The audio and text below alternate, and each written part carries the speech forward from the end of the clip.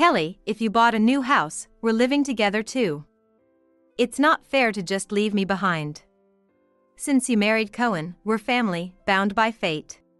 Why do you have to follow me everywhere? It's just me and my husband's life. I need you to let go. Why do I have to do that? Sure, my brother might have gotten married, but we're still his family. Since you married him, you're family with us too. It's nice you think that, but being tied down is tough. Anyway, I'm going to live with you guys. Even if you hate it, it's not okay, and if you don't allow it, I'll make you get a divorce. All right, then. We'll get a divorce. When I said that, my in-laws seemed incredibly happy. I think they're thrilled about moving to the new house. They must also be happy to have excluded me from the family. I felt relieved to get away from my husband's family since they were becoming unbearable. But on the day we moved to the new house, my mother-in-law kept calling non-stop. She must have finally realized that she fell into the trap I set. What in the world is going on? This isn't what we agreed on. You do realize what you've done is unforgivable? It's too late for that now. We're divorced, so I'm not part of your family anymore. Just give up and live there. Bye. Then, as if he had been listening in, my husband spoke up instead of his mother. You think you can get away with this? I never thought you could be so unreasonable. I don't know why I married someone like you. I could say the same to you. After I said that, my husband had nothing to reply. I hope his self-centered family suffers a great deal. My name is Kelly, I'm 28 years old. After graduating from college, I started working at a real estate firm. It's not that I go out for sales myself, I entertain clients that our salespeople bring in. So, I don't go out of the office much and work inside all the time. But this job involves talking to many people, and I hear it offers more encounters than other companies. Thanks to my job, I started dating someone I met through work a few years ago, and we ended up getting married. When I first met my husband, he was a really good guy, always forgiving whatever I said and always putting me first. When I introduced him to my friends, they were so envious. Kelly's husband is really a great guy. You won't find anyone like him anywhere, you should really cherish him. Kelly's a great person too, so it's no wonder you two met. I'm really happy to hear you praise him so much. I've never met anyone as good as him, so I plan to cherish him. We haven't been married long, so there are still things I'm finding out about him. But you dated for a while before getting married, right? You must know him pretty well by now? Everyone around us is getting married, but Kelly's husband is the best guy. It's rare to find someone who thinks so much about their spouse. That might be true, but I still feel uneasy. I don't know what his parents are like, and there might be mother-in-law issues. They seemed nice when we met them though. If he's such a good husband, his parents must be good people too. But you never know what might happen in the world, so you can't be completely at ease. If anything happens, feel free to talk to me anytime. I'm on your side, Kelly. I'm really glad to hear you say that. Sorry I rely on you so much. My friends really praise my husband a lot. I love him, but hearing them praise him makes me love him even more. It makes me realize how important he is and that I need to cherish him even more. Even after we got married, my husband has remained a good person, always prioritizing me. From what I hear, many people change suddenly after getting married, so I'm really grateful for my husband's personality. However, it's been a few months since we got married, and recently my husband's behavior has been strange. He leaves me at home and goes back to his parents' house often. I don't know what he's doing, so I decided to ask him. Lately, you've been going back to your parents' house a lot. What are you doing there? If something's happened at home, I want you to tell me. Is there a problem you can't talk to me about? Nothing's wrong. I just go back because I want to. Or do you have a reason why I shouldn't go home? I didn't think you were the type of person to be so controlling. That's not what I mean, but why do you say it like that? Something's been off lately, has anything happened? If you're struggling with work, I'm here to help. Because you are an elite working in real estate, do you think you can boss me around? If you've got so much free time, why don't you find us a house to live in? You're in real estate, it should be easy for you, right? Okay. I think I'll look for a house where we can live together. Do you have any specific requirements? If there's anything, I'll take that into account. I'd like a spacious house since we might have kids in the future. We don't know how many, so the bigger, the better. That's why I started looking for a house. I didn't like the way he said it, but I'm glad he's thinking about the kids. Honestly, most couples would be happy with just this, but I've been feeling insecure because my husband has been going back to his parents' house a lot, so this was a relief. While searching for a house for the two of us, I found a few good options and decided to propose them to my husband. He's cautious about choosing things, so I don't expect him to decide right away, but I hope to get some feedback.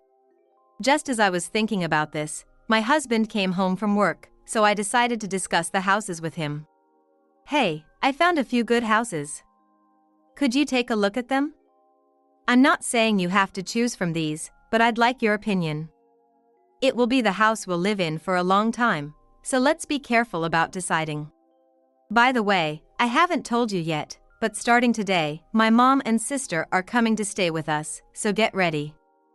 If we don't tidy up the rooms, my mom will scold us. I hadn't heard about that at all. What's going on? If they were coming, you should have told me sooner. There's only so much I can do when you tell me at the last minute. I meant to tell you, but I've been busy with work and forgot. It's not something to get so mad about. What's up with you? It's just a bit of cleaning. I don't want to get bad impression from your mom since we just got married. It's awful that you don't understand how I feel. I was just about to discuss the houses, and now the plans are ruined. Why are you so mad? It's just two family members coming over, right? And we can talk about the house anytime. You talk about houses every day at work, you probably don't even want to talk about it at home, right? Talking about real estate at work and discussing our future home are different things. I've been squeezing in time to look for it. Why would you say something so horrible? I was happy that you said we should look for a house. My husband seems completely oblivious to my feelings, maintaining a calm expression. If his mother and sister were nice people, I wouldn't react so negatively. But they seem to dislike me and come off as overbearing. I haven't told anyone because it's a lot of stress for me. I haven't said anything to my husband so as not to worry him, so he probably doesn't realize. Even though I'm this reluctant, it's disappointing that he doesn't show any sympathy. He used to be so kind before we got married. I wonder why he changed. He was desperate to win me over before we were married, but maybe now that he has me, it doesn't matter to him. Still, now that we're married, it's not so easy to just get a divorce, so I'll make preparations for the two of them coming. While I was preparing, the two of them showed up unexpectedly. Oh, we told you we were coming, and you're still cleaning up? You're really sloppy, you know. I wonder how you managed to marry my brother. I'm sorry. I only heard you were coming just a moment ago. If I had known earlier, I would have been prepared. Do you really think that excuse will work? Even if we weren't coming, you should naturally keep the place tidy. Living in a dirty room is just unacceptable. It wasn't that messy. I'll be done cleaning up in just a bit, please wait a moment. You can go upstairs and relax with my husband for now. Really, making us feel uncomfortable like this is crazy. Now that you're part of our family, you need to be more competent. I thought you'd be more capable since you work in real estate. They just kept criticizing me non-stop. It seems they adore my husband so much that they can't stand his wife, me. I heard before that they used to say he never needed to get married. You'd think they'd want him to marry, but this family seems different. They prefer to stay together as a family, and my sister-in-law has deliberately chosen not to marry. Even if they tell me such things after getting married, there's nothing I can do. If they have complaints, they should speak to my husband, who chose to marry. But no matter what they say about me, my husband does not stand up for me. When I talk to him directly, he seems unconcerned. Why did the two of them suddenly decide to visit? Honestly, I'm not comfortable with them, so I'd like them to leave soon. If this continues, I'll just end up stressed. They're staying with us for a while because the house is being renovated. You're just not used to them yet since we're newly married, but you'll get used to it with this visit. Better get along soon, or it'll be uncomfortable. I didn't hear anything about that. I really don't understand. Why didn't you tell me such important news sooner? How long exactly are they planning to stay? I don't know all the details, but think of it as living together. We're a married family now, and we're going to share that. We're about to buy a new house, so why not? Wait a minute. Are you planning to live together in the new house too? When you said you wanted a house big enough for many people, was this what you meant? If we're family, then don't ignore my feelings. You shouldn't be so mad. We're family. Living with 2 or 4 people doesn't make a difference. Anyway, you just need to find a house for all of us to live in. What my husband says really makes no sense. Why do we have to live with 4 people just because we got married? I asked before we married, and I was told there was no chance we'd be living in a multifamily home.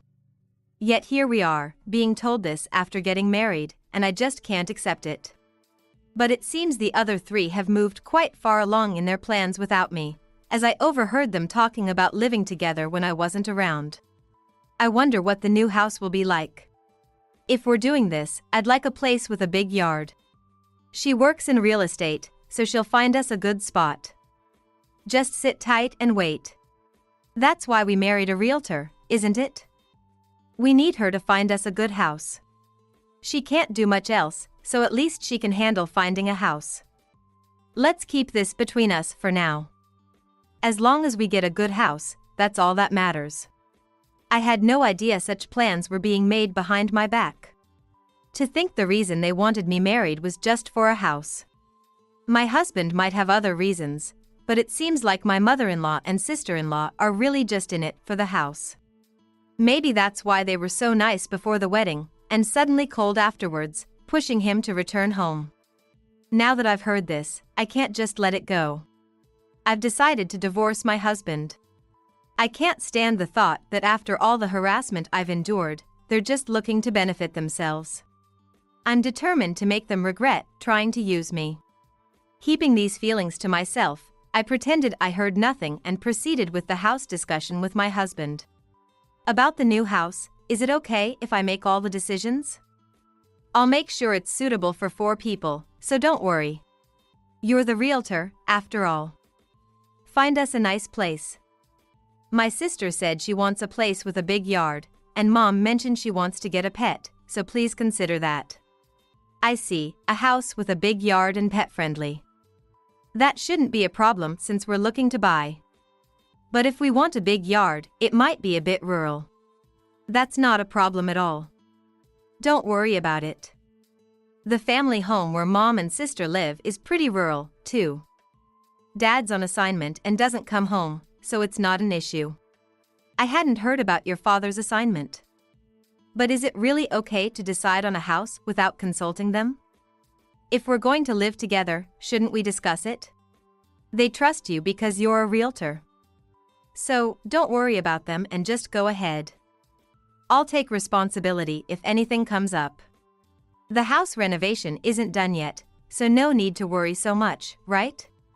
My husband says this, but now that I've heard their conversation, I know they're not really trusting me, they're just trying to use me.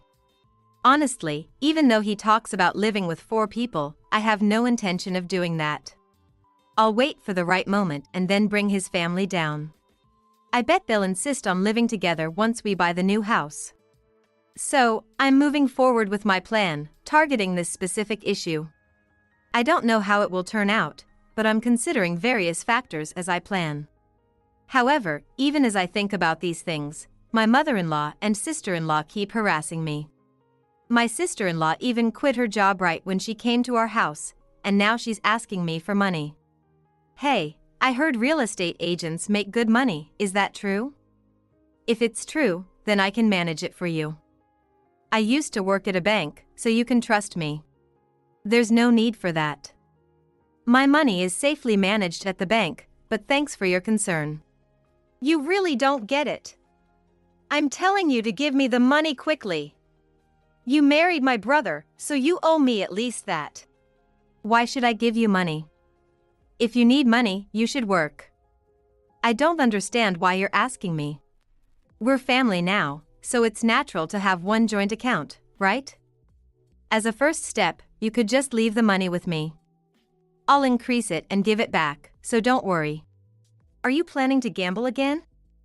I've heard from my husband that you do that often. Please don't use my hard-earned money for such things. You really don't understand. Even after explaining so much, you won't give up the money. You're too stingy. If that's how it is, I'll make your husband divorce you. If you love my husband that much, why don't you get money from him?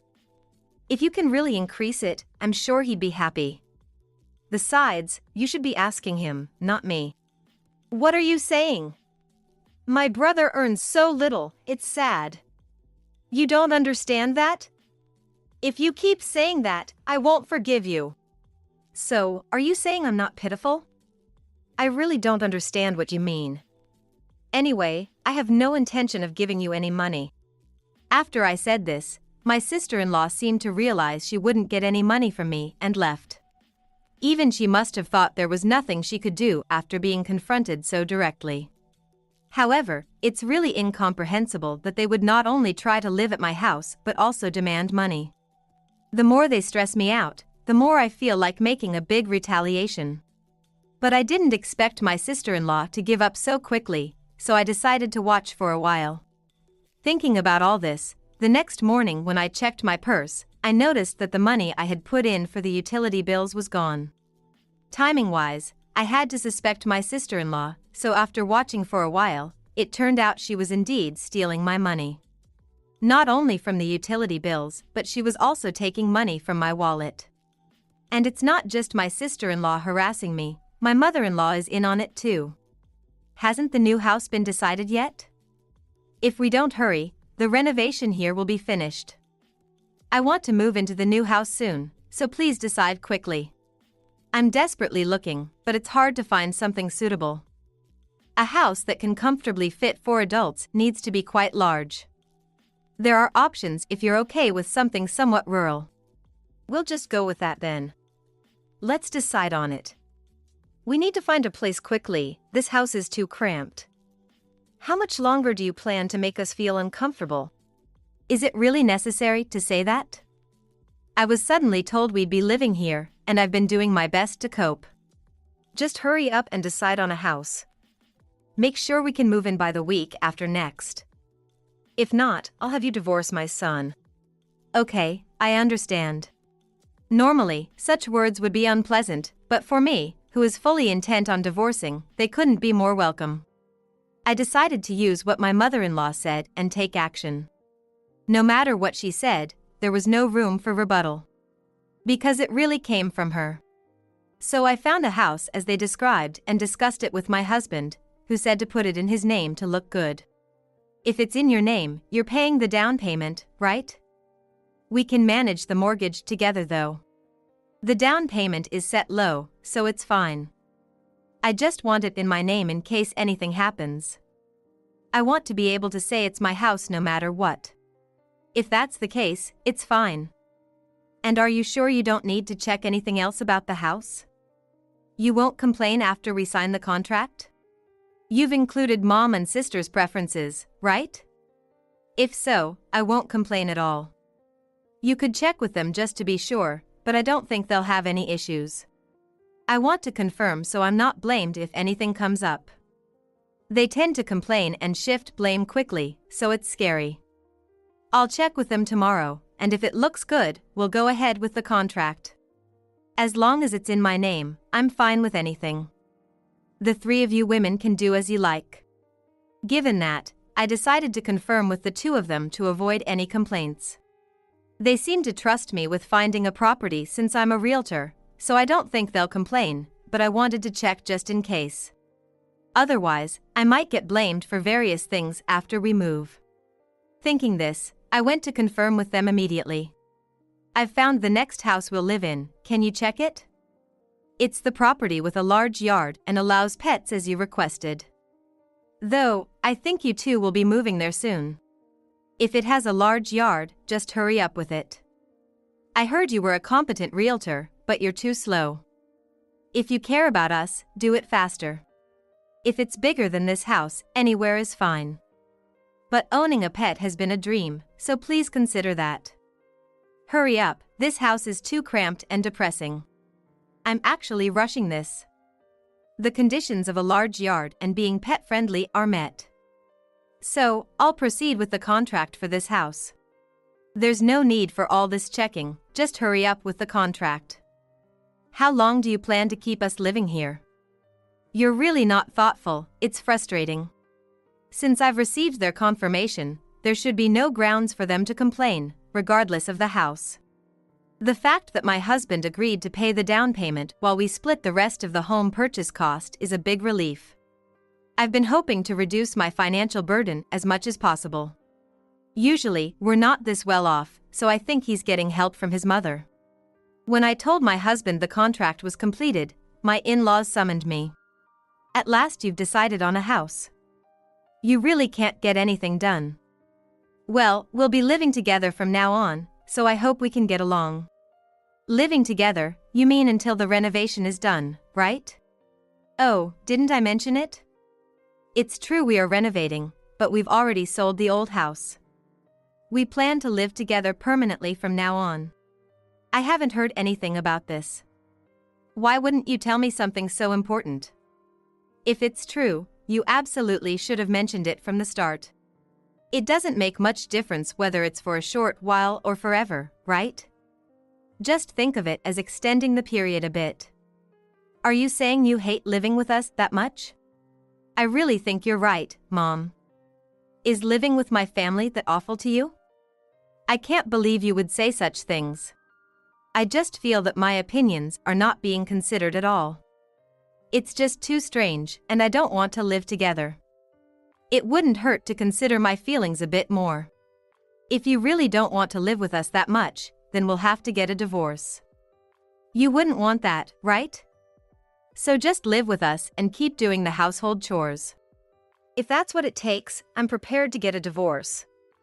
I did love you, but things have been weird lately. Please, feel free to live in the new house without me. Well, that's convenient for us. Sorry, but we'll be happy living just the three of us in the new house without any interference. Everything regarding the contract is complete, so rest assured. All that's left is the house payment and the alimony. Alimony? What are you talking about? I said I'd handle the down payment, but I didn't hear anything about alimony. There are a few things I'd like to claim, but first is your affair. Did you think I hadn't noticed? In fact, when my husband started visiting his parents' home frequently after our marriage, I suspected something and hired a detective. It turned out that when he said he was going home, he was actually going on dates with a coworker. This was only recently discovered, and I thought this would be a good time to bring it up. It seemed like he was unaware of the detective, and I wanted to avoid any deception if I mentioned it before deciding on a divorce. So, I made sure to hire a detective and had them prepare photographic evidence. My husband was incredibly surprised, apparently having no idea I was doing this. My mother-in-law and sister-in-law were also unaware and couldn't hide their shock. When I laid out the evidence photos, all three of them were staring intently. I can't believe this is happening. I suspected something, so I had it thoroughly investigated. I thought it was excessive how often you were going back to your parents. A man might have an affair or two. The fact you can't even forgive that shows how petty you are. As for the alimony, I'll be seeking payments from your sister as well. Why should I pay alimony? I haven't cheated on anyone, so I have no obligation to pay. Sister, you were stealing my money, weren't you? The money for the utility bills, the money from my wallet. Did you think I wouldn't notice? Don't talk nonsense without evidence. If it's evidence you need, I have a video I secretly recorded. Oh no. Sis, you borrowed money from me and then did this too. It seems she had told my husband she couldn't borrow from him anymore, but when push came to shove, it appears she did borrow from him after all. My mother-in-law was just standing there, dumbfounded. All I ask is that you handle the alimony and house payments. Since the house is in my husband's name, all payment obligations fall on you. Oh no. After that, the three of them moved to the new house at the address I sent them to. I had just terminated the lease of the house we lived in since it was time for renewal, and I went back to my parents' house. I thought I would feel a bit lonely after the divorce, but having my parents and cat with me, I don't feel that lonely. In fact, I feel refreshed being away from my husband's family. As I was relaxing, a barrage of calls came from my mother-in-law. Judging by the number of missed calls, something must have happened. I think they must have realized the strategy one had set up. To avoid them coming to the house, I decided to answer the phone. What is going on here? You tricked us. Do you think this is okay to do? You seem very upset, but what's wrong? I just found the house you all wanted. Plus, I got your confirmation before signing the contract. The house comes with a ranch and we are told there's an obligation to take care of it. I didn't hear anything about this. What are you going to do about it? The large yard is actually a ranch, and it comes with pets already. Since you don't work, sister, maybe you can take care of them. I just did what you all told me to. How could I possibly take care of cows? What are you joking about? Anyway, we can't live in such a place. It's too late, the contract is in my husband's name. Please live there until you find a new home. I will never forgive you, just be prepared. You all gave me permission when you signed the contract, right? So, no matter what happens, it only works out in my favor. How? When did you do this? Did you know we were trying to use you? I also overheard that conversation. Unfortunately, you'll just have to live there. No way. How come we have to live on a ranch? If there's all the evidence, there's nothing you can do. Indeed, with the evidence presented, no one could argue back. I made sure to get written consent when I asked for their permission, just to be safe.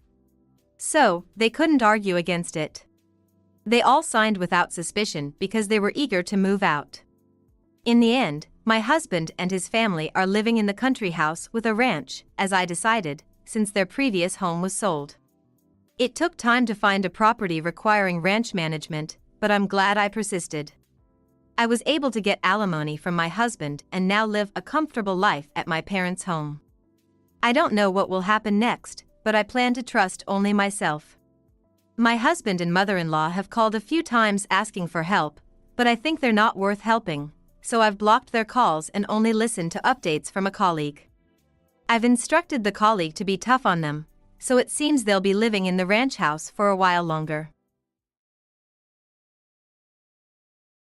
Listen. I've finally got the son I've always wanted. So, I'm divorcing you.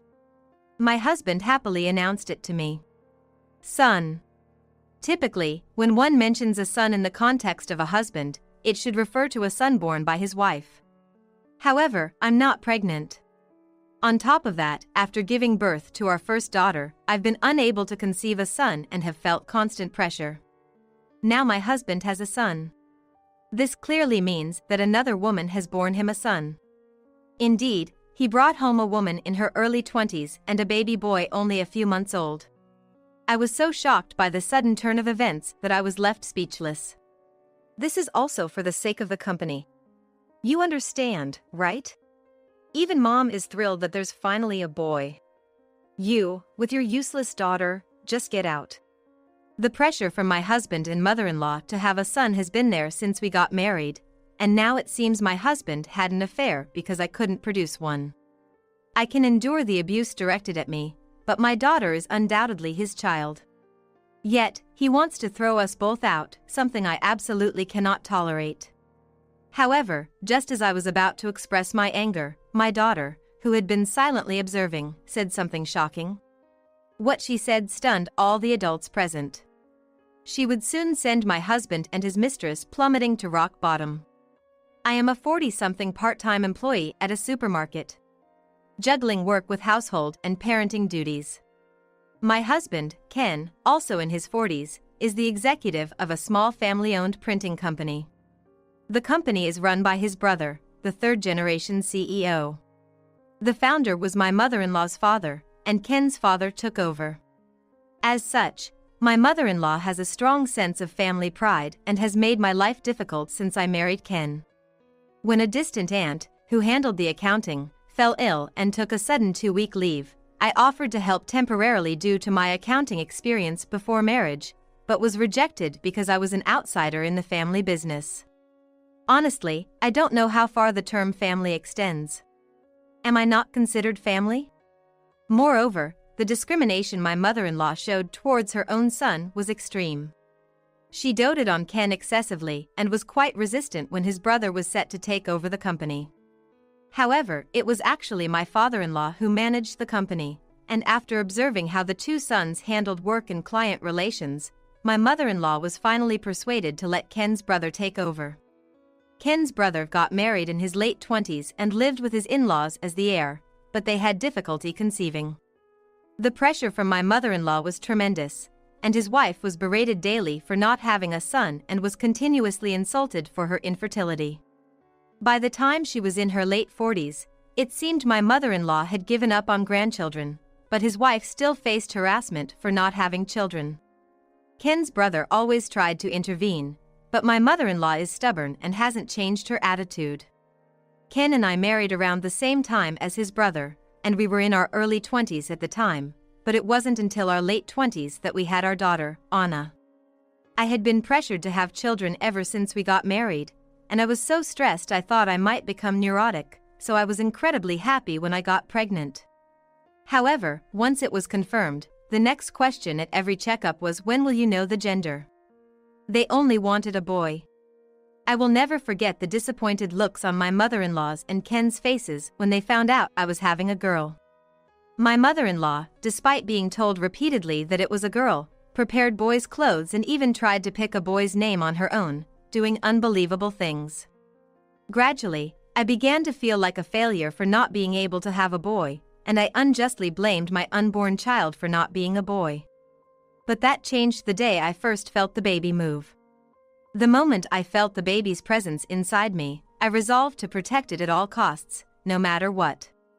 The harassment from my mother-in-law continued, and even on the day I gave birth, Ken didn't come to the hospital, and I gave birth to Anna alone.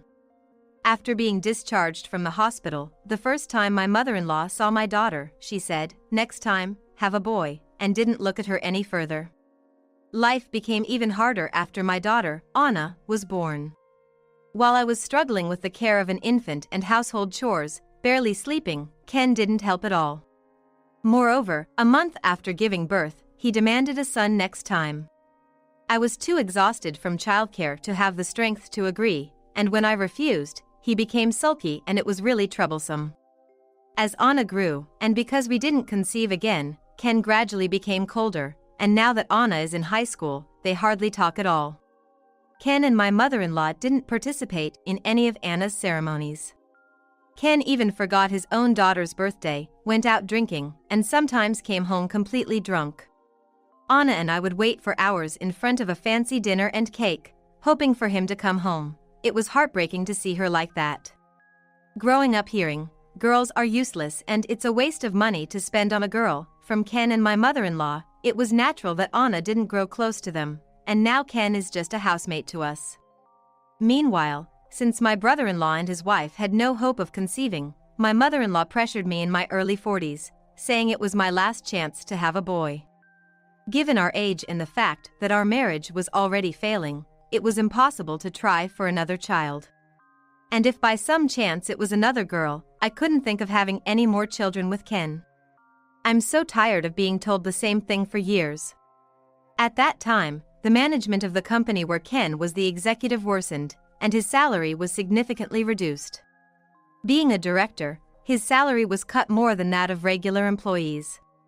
The cause was a dispute with a major client, and the contract was terminated. Ken blamed his incompetent brother for his troubles and didn't seem worried even in this emergency. Losing a major client could be a crisis level for a small printing company, but does he not feel the urgency? Our household income was unavoidably reduced. I tried to help out with our finances and asked Ken about becoming a full-time employee since there was a chance at my current job to move from part-time to full-time. However, Ken strongly opposed it. He said it would neglect home responsibilities and there would be a loss of face for him, essentially meaning women should just quietly obey men. But if things continue as they were, we would barely manage to pay rent and utility bills, let alone provide for Anna's allowance or her commuting costs. Considering this, perhaps his pride was hurt, but Ken turned red and said that until his salary returned to normal, Anna would get no allowance and should either walk or cycle to school. Since cycling wasn't an option due to the distance, Anna, seeing my dilemma, started working part-time at a cafe to earn her own money. I was proud of my strong daughter, yet felt nothing but irritation towards the prideful Ken. Although opposed by Ken, I couldn't take any overt actions, but I talked about my situation and managed to get some work I could do from home to increase our income. Amid this stretched financial situation, suddenly Ken brought home a flashy woman in her late 20s and a baby boy a few months old. The woman's name was Lily, and the baby was said to be Ken and Lily's child. The two had met through a business acquaintance and had been having an affair for a year and a half. It was around the time the company's performance began to decline, and amidst the crisis, Ken was infatuated with Lily. Although his salary had drastically dropped, it turned out he was spending what little money came home on dates and gifts for Lily. Not even providing for his own daughter's necessary expenses while she struggled working part-time. He was truly a hopeless man. We were utterly dismayed. Honestly, even knowing I had been betrayed, I couldn't even cry. Because I have a son now, I'm going to remarry Lily. I'm divorcing you, so take your useless daughter and get lost. This is also for the company. Even Mom is happy that a son has been born, Ken said triumphantly to Anna and me. Lily comes from a wealthy corporate family, and marrying her would mean financial support for the company. Moreover, Lily has 2 brothers, each with sons, so there's no need for her to take over a company, allowing her to have the best of both worlds. My mother-in-law is pleased with the wealthy fiancé and is urging them to remarry soon. Depending on the financial support from Lily's family, they plan to replace the CEO from Ken's brother to Ken. Moreover, they say they have no use for a daughter-in-law who can't bear sons or for female grandchildren, and want us to leave. I'm really sorry. But he is such a precious boy, and my mother-in-law agrees, so please understand. Ken and Lily laughed condescendingly at us and ordered us to leave the house quickly. In any case, I can't go on with him anymore, so divorce or whatever is fine. But it's frustrating to think why we must endure this treatment, and I bit my lip in anger. Such a father, I felt sorry for Anna. Then, Anna, who had been silently observing, spoke up. I know it's strange for me to say this, but you should rethink marrying him. I mean, well, it's fine if you really want him as your dad. Anna hesitated as she started to say something. Her way of opposing the remarriage seemed different, but Ken didn't notice and got furious at her words. What? What are you being so cheeky about? Anna silently met Ken's gaze and then sighed deeply before speaking. That woman, she's always all over a college boy at my workplace. It's the talk among the employees. Anna had known about Lily for some time. Lily was a regular at the cafe where Anna worked, often visiting with a boy, behaving like lovers. Lily tends to be quite rude to the cafe staff, never looking them in the face when ordering, so she probably didn't recognize Anna. Hearing this, Ken seemed quite shaken. That must be a cousin she's tutoring. But to be honest, it's hard to believe Lily could tutor a student. It seemed like a far-fetched interpretation to me. Yes, that's right. He's a cousin, though he's a bit younger. Lily agreed hastily with Ken, sounding flustered. She seemed to be hiding something she didn't want known. Right, a cousin. Then surely you know that this boy actually has a serious girlfriend, a classmate with long hair? Hearing this, Lily was visibly shocked and began to unravel. What? His main girlfriend? What are you talking about? Lily snapped at Anna, her words becoming disjointed. Beside her, Ken was turning pale. What a terrible farce. Watching this scene, I felt it was unbearable. Anna continued calmly. I don't know if he's a cousin or whatever, but this cousin told his friends that you're just someone he's seeing for sugar dating. What? Don't mess with me. Stop spouting nonsense. Lily lost her composure completely, her speech becoming erratic. Seeing Lily's bloodshot eyes, I worried that she might harm Anna. But Anna remained calm. So, that baby, is it really the boy's? What? It's not my child? What? No! It's Ken's child! I was even surprised that Anna knew so much. As the noise continued, Lily became increasingly flustered and eventually fell silent. Ken was still visibly distressed. I decided to remain calm like Anna and pressed for the truth. After a while, Lily seemed to resign herself and began to speak in bits and pieces. The child was probably the result of her relationship with the student. She had pretended to break up with him because her father found out and scolded her. She met Ken around that time and used him as a cover boyfriend, planning to raise the student's child as Ken's. Lily prefers younger men, and Ken was not really her type at all. It seemed she had completely used him. She was seriously involved with the student. Learning that she was being referred to as a sugar dating partner, Lily became disheartened and quieted down. At that moment, the baby she was holding began to cry. Can you handle that issue yourself? I have no fond memories of being pampered by Dad, so I agree with the divorce. I'll live with Mom. With that, Anna coldly turned away from Ken. Lily was no longer in a state to discuss anything, but the baby started fussing, so she was urged to go home, and the day ended with everyone dispersing. Lily cried all the way home, not soothing or caring for the baby. I felt sympathy for the baby, seeing Lily unable to feel any motherly instincts. Ken, unable to stay at home, decided to return to his parents' house for the time being. A few days later, Ken came home alone. Firstly, it turned out that the child was indeed not Ken's. After our discussion, they conducted a DNA test, which proved that there was no parental relationship between Ken and the child. It's unclear whether the child is Lily's and the student's, but it's undeniable that Ken was merely used.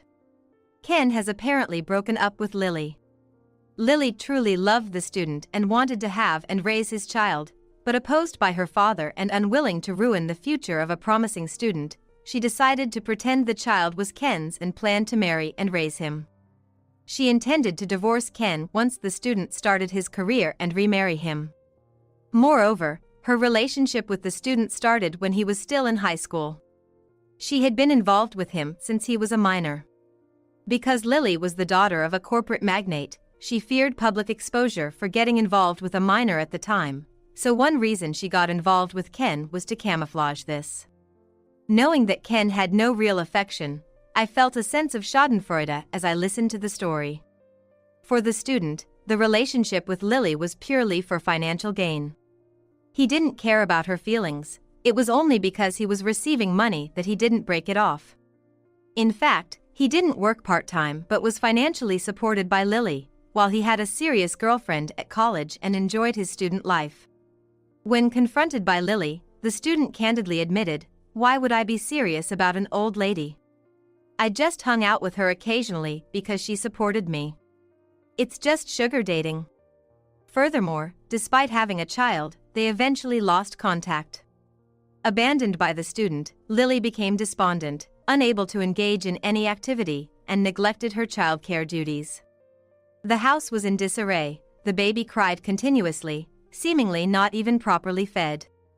Unable to stand the thought of the child possibly dying, Lily's eldest brother and his wife temporarily took the baby to care for it. Now that Ken had broken up with Lily, he came begging, wanting to start over with me. Moreover, my mother-in-law also said that young wives can't control their desires, so it's no good. She urged me to have a son soon, while I'm still in my early 40s. What opportunistic people they are. I refuse. I will leave this house immediately, so go ahead and remarry or do whatever you want. I firmly refused. Please, think about what will happen to my life and the company. I was deceived. Ken pleaded for help, seemingly forgetting how he had treated me all this time. He's truly hopeless. I have been ostracized by your mother for not being family for years. And recently, you called Anna and me useless, remember? It's better not to be together if we're useless. That's not true. I was deceived by Lily, and now I realize that family is the most important thing. It might be late, but let's try for a son again. Still talking about having another son at this point? Do you really think you can be a family with Anna and me again, after all this time focusing only on yourself and never valuing us? Anna and I think the same. Despite his daughter's presence, Ken started crying and kept repeating, "What's going to happen to my life?" Anna was thoroughly disgusted with him. Dad, you're really creepy. Who cares about your life? Don't you realize what you've done? Is Anna really giving up on me too? Grandma didn't mean any harm, and she really loves Anna. Let's live together as a family. I'm sorry, but I can't consider you and Grandma as family anymore. From now on, I'm cutting off our relationship. Take care with Grandma. Ken only sobbed harder in response. Although Ken was initially reluctant to agree to a divorce, his brother and sister-in-law intervened, and a divorce was eventually finalized. I wasn't very familiar with the company matters, but it turned out that Ken had angered an important client and caused a loss. Ken's arrogant behavior had been problematic several times before, and he had ruined several deals. His brother had repeatedly cautioned him, but his haughty attitude persisted, causing trouble whenever he visited clients. Recently, he had been relegated to just answering phones, but even then, he managed to anger a client. Longtime clients, who had been lenient until now, finally reached their limit and terminated their contracts. Oblivious Ken was busy having an affair with Lily during this critical period. His brother had been working for months to mend relations with clients. Through various efforts and by agreeing to fire Ken, he finally obtained the client's consent to resume business after a year and a half. The clients acknowledged his brother's persistent efforts and promised even larger orders now that Ken was no longer with the company, considering it more trustworthy. His brother did not hesitate to fire Ken. Ken had boasted that his brother was incompetent and that he was always covering for him, but in reality, it was his brother who was busy covering for Ken. Ken would visit clients and then not return, going out, or smoking and littering in the client's parking lot, causing problems even during ongoing issues due to his own actions. His brother had quite a challenge handling him, and finding the right timing, he finally decided to let him go. Thanks to his brother's efforts, the company escaped bankruptcy, but Ken ended up unemployed. Having never really worked properly and always boasting, Ken had no real skills. He tried to find a job through acquaintances, but given his past work attitude and his arrogant behavior towards clients, no one was willing to hire him. Also, given his age, reemployment was not easy, and he now seems to be struggling, juggling several part-time jobs to make ends meet. As for my mother-in-law, the stress from the company issues and the fact that Lily's child was not Ken intensified her harassment of her daughter-in-law. Finally, her daughter-in-law fell ill and was hospitalized. Despite relying on her brother-in-law and his wife, my mother-in-law maintained her arrogant attitude, saying about her daughter-in-law who was hospitalized, "I don't care what happens to a daughter-in-law who can't bear her own children and isn't family." This enraged his brother so much that he eventually kicked her out of the house. My mother-in-law never thought her usually mild-mannered son would kick her out and only started to apologize after being expelled, but it was too late. With nowhere else to go, she ended up moving into Ken's room. They are apparently living together in a small place. Having never worked because she was a lady of leisure, my mother-in-law can't start working now, and it seems they are living on Ken's meager income.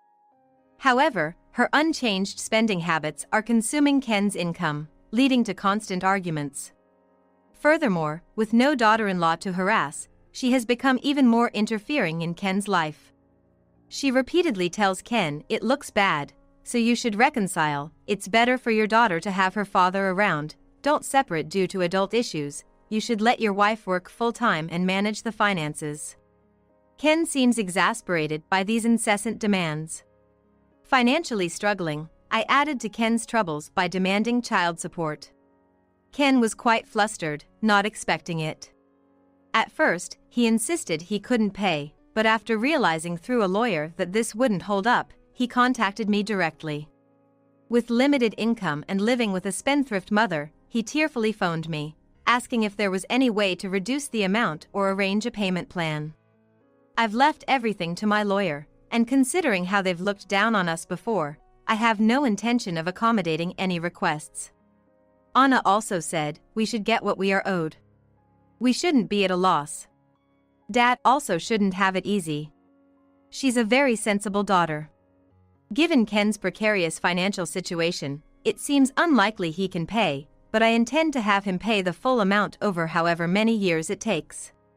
Lily, who was nearly cut ties in a rage, has been allowed to stay at her parents' home under strict supervision, with her child, due to concerns about her potentially causing more trouble with minors. She was initially unmanageable, but now seems to be settling down and somewhat managing childcare. The college student was also demanded to pay child support by Lily. At first, he dodged the responsibility and even became unreachable, but Lily's father brought a lawyer to the student's family home. The student's parents were furious upon learning that their son had engaged in sugar dating, impregnated the woman, and then ignored her. They apologized profusely to Lily's side, but the student himself seemed unrepentant. Frustrated, the lawyer warned that making an enemy of a corporate CEO could jeopardize his career prospects after graduating from a prestigious university, which might render his education meaningless. Reluctantly, the student agreed to pay child support. Worried about their social standing, his parents convinced him to let them initially cover the child support, which he would repay through his earnings from part-time jobs and eventual employment. Having previously earned through sugar dating without working, the student is now desperately working at a low-paying job, most of his earnings going towards repayment. I have secured full-time employment, and my salary has increased. My job is more fulfilling than ever, and though not wealthy, I now earn enough for Anna and me to live comfortably on our own. Anna continues to work part-time at the cafe and helps significantly with household chores, making our life much easier without Ken, who was nothing but a burden when he was around. Now that we don't have to deal with my sarcastic mother-in-law, Anna smiles more and lives more freely. Going forward, we want to live happily in our own way, just the two of us. You're in there, aren't you? Open up. Give me a break. I was just enjoying my new place. Open the door. I didn't want to be a nuisance to the neighbors, so I reluctantly opened the front door. You're infertile and you're still leaving the house. I don't acknowledge you as a daughter-in-law. My husband, his mistress, and my mother-in-law were all standing there. Huh? For the sake of the new wife and the grandchild that's on the way, we'll take this house as compensation. Please leave. Yeah, get out already. That's right, infertile woman, thanks for everything. Oh, they really say whatever they want, don't they? They don't even realize they're mistaken. My name is Michelle. I'm a 43-year-old office worker. My husband, Stephen, is a year younger than me. We don't have children. We thought it would happen naturally, but we weren't blessed. After many discussions, we chose to live just the two of us. I don't regret it. The apartment we've lived in since we got married is small and old, but it's not inconvenient. Saving money for our own home and living modestly is enjoyable. Recently at work, I was assigned to the planning department, which I had always hoped for. The hard work I put in at the sales department paid off. I got a raise and became someone who's relied upon in the company. It's not an exaggeration to say that my job is my passion, especially since I have no children. But it seems my husband feels differently. Huh? You quit your job again? Yeah. What, you didn't discuss it with me? I was so shocked I couldn't speak. My boss was being annoying because I refused a transfer. So you quit because of that? Technically, yes, but I'm the victim here. It's wrongful termination. I sighed. Then you should sue and claim compensation. Nah, I don't want to make a big deal out of it. I know the truth. He wasn't wrongfully terminated. This is just one of my husband's bad habits. He can't stick to a job. It's not that he's unserious, but he just suddenly gets fed up and quits. It's become normal for him to change jobs every 2 or 3 years, but each time, it disrupts our budget and lifestyle, which is exhausting. As his partner, I can't just tell him to endure a job he hates. But we're both in our 40s now. In moments like this, I think it's good we don't have kids. I can be the one to support us. And I hope he would do the same for me if something happened. I knew it, but his job search wasn't going well, and time was just passing by. The timing was bad, and surely age and his career history were issues. He was getting frustrated. He would just sit at home all day, not doing any housework, constantly sighing. If he has time, he could at least tidy up the mess he made in the room. I have more right to be frustrated than you. Maybe I should give him a piece of my mind. In times like this, it's tough when the house is small, there's no escape. Let's calm down. Fighting won't do us any good. I held back my urge to blame him and just kept an eye on him. Finally, he got a job as a contract worker at a factory.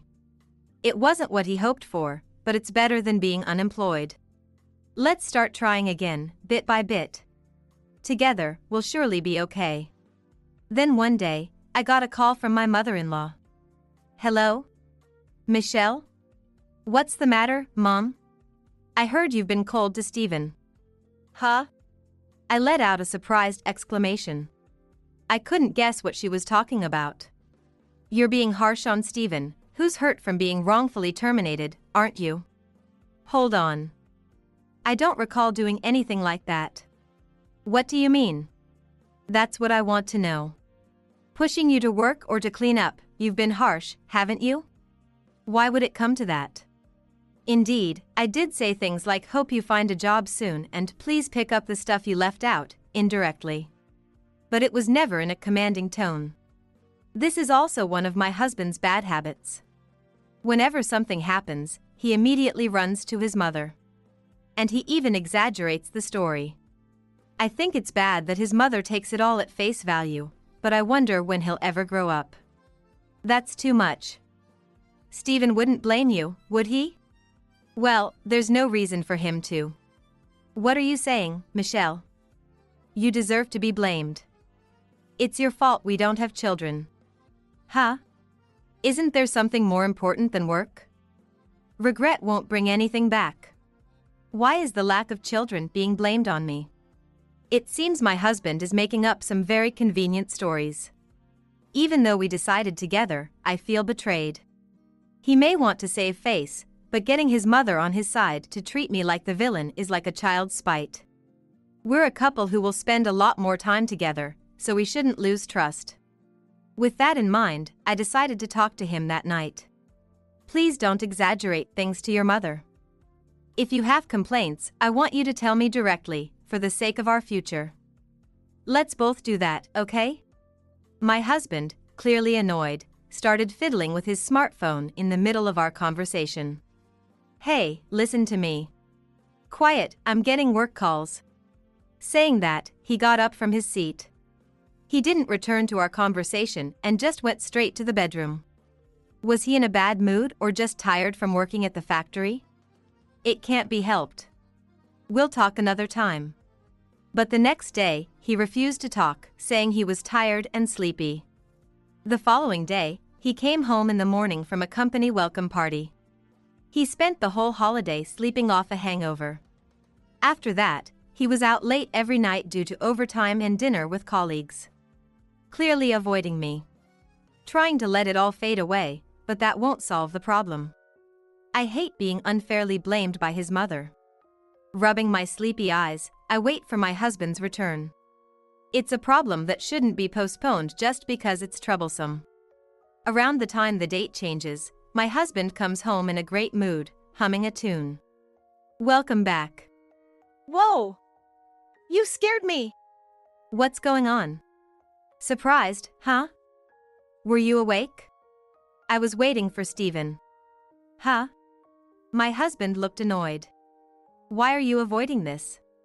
Stop nagging me. You've been acting strange lately. You're so persistent. If you have something to say, just leave a note. A note? Was the deal to settle things without talking? Yeah. Can't believe you remember such old stuff. You really are persistent. I was stunned. Did he forget our marriage vows? I said a couple should understand each other, and he agreed with me. I used to like your diligent, but now it's inflexible and burdensome. That's harsh. If you don't want to lose me, you better change your attitude.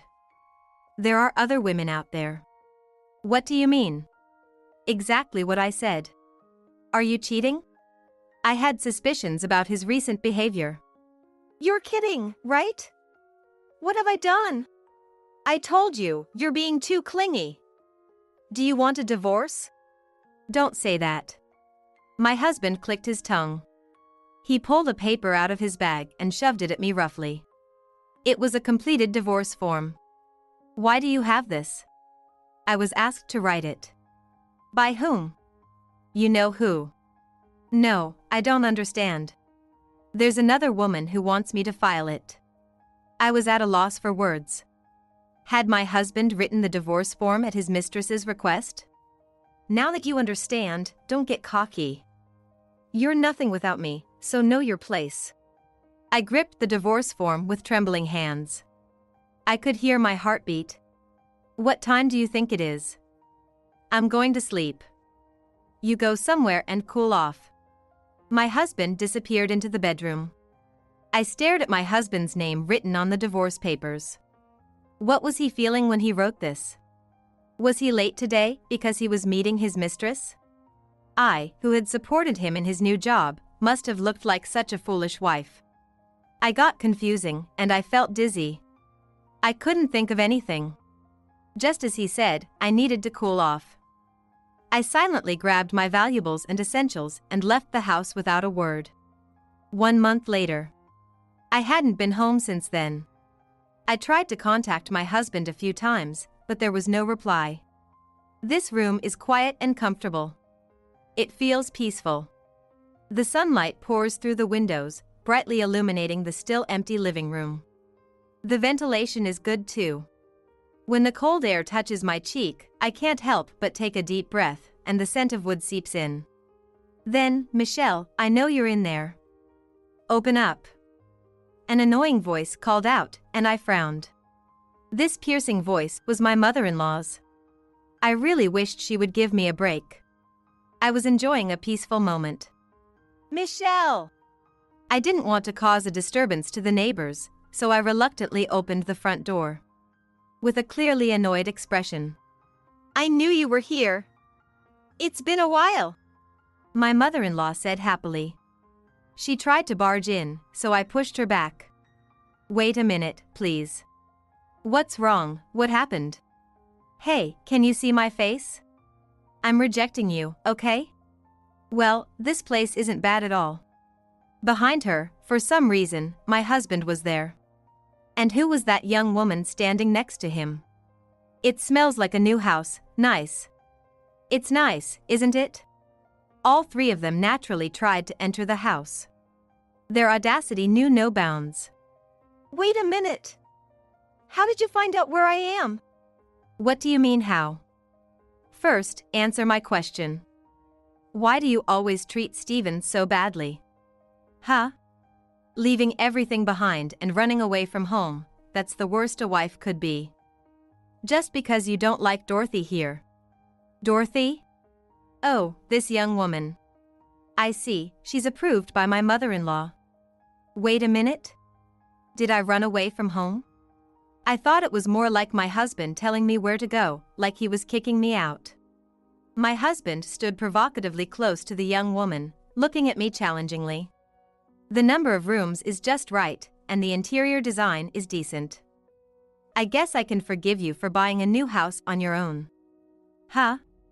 But living together is out of the question. After all, your infertility makes for a bad image. Excuse me, what are you talking about? You should be grateful that I stayed with you this long. Huh? I was bewildered and tilted my head in confusion. Stephen, I am tired and wants to sit down. That's right, sorry Dorothy. Michelle, let Dorothy sit inside the house. No way. Huh? Dorothy is pregnant with Stephen's child. Pregnant? That was news to me. Yet, surprisingly, I wasn't much shaken. Why is that? Maybe it's because the shock of continuous events has made reality unbelievable. Or perhaps I just don't feel anything anymore. Pregnant women should be respected, right? I guess you wouldn't understand that, Michelle. Oh, is that so? Don't you get it? I acknowledge Dorothy as the wife, not you, Michelle. We'll take this house as compensation, so get out. Yeah, get out already. That's right, thanks for nothing, barren lady. How could they say such things? Unaware of their own misunderstandings. I can't just give you this house as compensation. Even if you tell me to leave, this house is in my name. Huh? We're already divorced, you know? What? My husband and mother-in-law were shocked. Is it really such a surprise?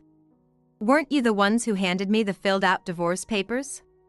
Michelle, what do you mean? Weren't you planning to start a new life with us? I had no such intention. The mother-in-law panicked and my husband was furious. What are you talking about? I bought this house with my own money. Huh? Incredible. They probably haven't read a single one of the emails I sent. You really didn't know anything, did you? The night my husband handed me the divorce papers. All the endurance I had maintained as a wife suddenly vanished, filled with a sense of liberation. I was so happy that I couldn't think of anything else. Wait, does this mean my free life is about to begin? When I realized this, I got so excited I felt dizzy. While feeling thrilled, I signed the wife section of the divorce papers and submitted them to the public office first thing the next morning. I divided our savings equally and transferred half to my husband's account.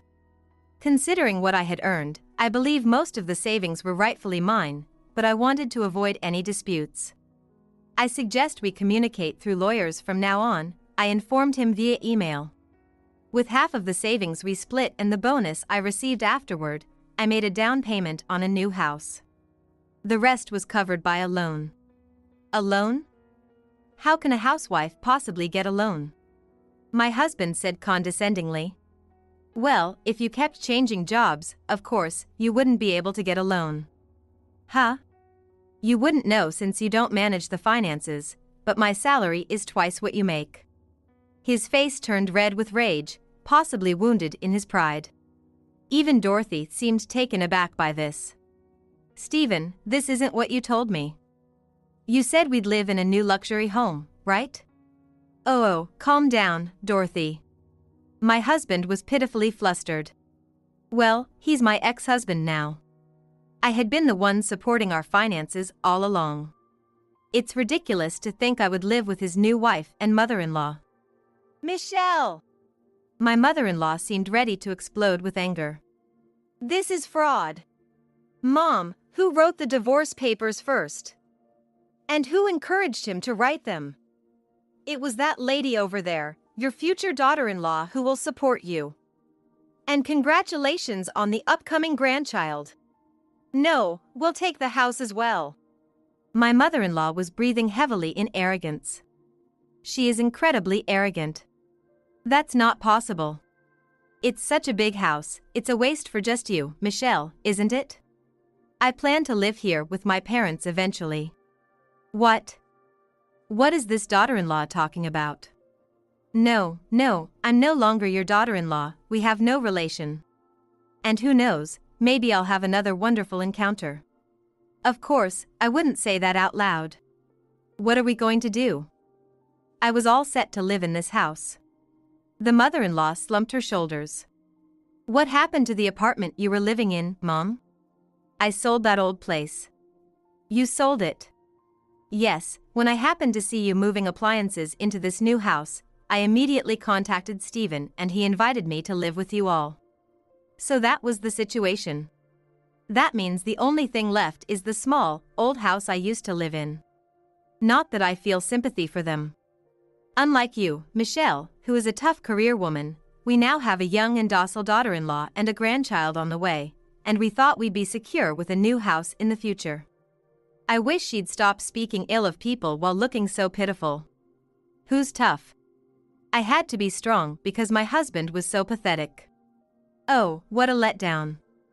But I'll go home and tell everything to Daddy. Dorothy seemed to have given up. Huh? Wait, that's too bad. If Daddy gets angry, it's going to be a big problem. You better take responsibility. Dorothy, please, anything but that. As for why my husband got such a young girl pregnant, it turned out she was an office assistant at his company and things just went too far after a drinking party, and it happened in one time. He thought she was just an employee, but she turned out to be the daughter of the factory manager. Raised in a girls' school, this lady, despite her flashy looks, had zero experience with men. It turns out my husband was her first, and she didn't know he was married. Believing the classic cheater's line, my wife and I have grown apart, we'll be divorcing soon, she went out of her way to prepare the divorce papers for him. It sounds like she'll make a very considerate wife, good for you. Congratulations. Well, that's the situation. You all can do as you please now. Wait.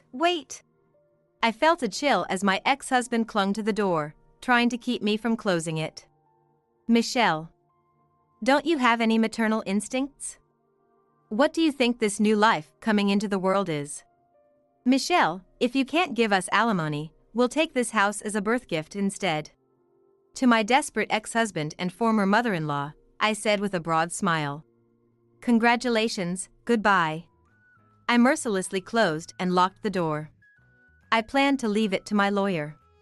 But it wasn't going to be that easy. After all, these are the kind of people who shamelessly demand someone's house, they won't back down easily. I can ignore further emails filled with resentment from my ex-husband by simply replying, please contact my lawyer. However, the real problem is my mother-in-law. She leaves long messages on the voicemail, which are truly annoying. Because of Michelle, I've become a homeless old woman. Could you at least arrange another apartment for me? This house is too cramped and suffocating. When I told my daughter-in-law to do some housework, she just said, you do it. What am I supposed to do now? I would like to delete these voicemails immediately, but they might be useful, so I decide to save them. Their demands might escalate. They are shamelessly audacious, after all. One day, an unwelcome visitor arrived at my house. Without any prior notice, the doorbell rang, and I gripped my smartphone, wondering if it was my ex-husband or mother-in-law and if I should prepare to call the police. At the door stood a man with a stern look and sharp eyes. I was on guard. He seemed vaguely familiar, but I was sure I didn't know such an intimidating man. Could this be some sort of scam disguised as a door-to-door sale? Who might you be? I'm Smith, the factory manager. Then it hit me. Dorothy's father, the factory manager. That's right, she had mentioned telling Daddy. And there they were, my ex-husband and Dorothy, peeking from behind him, grinning. They brought some tough-looking backup. Daddy, tell her. Sir, please teach her a lesson. The factory manager's lips formed a thin line, his brow furrowed deeply, clearly very angry. I worried he might demand nuisance fees or birth costs. As I was about to resolve to call the police, looking at my smartphone. This is most regrettable. What? The factory manager shouted to me. I am terribly sorry. Then, he grabbed my ex-husband and Dorothy and forced them to apologize. Apologize. More. Okay. Daddy? Why? This wasn't the plan. I stared in bewilderment. What on earth was happening? Don't get it twisted. I brought them here to apologize to you. What? I truly apologize. My daughter took your husband and even demanded your house. Yes, that's correct. My ex-husband and Dorothy began to panic. Daddy, you knew? Yes, I knew.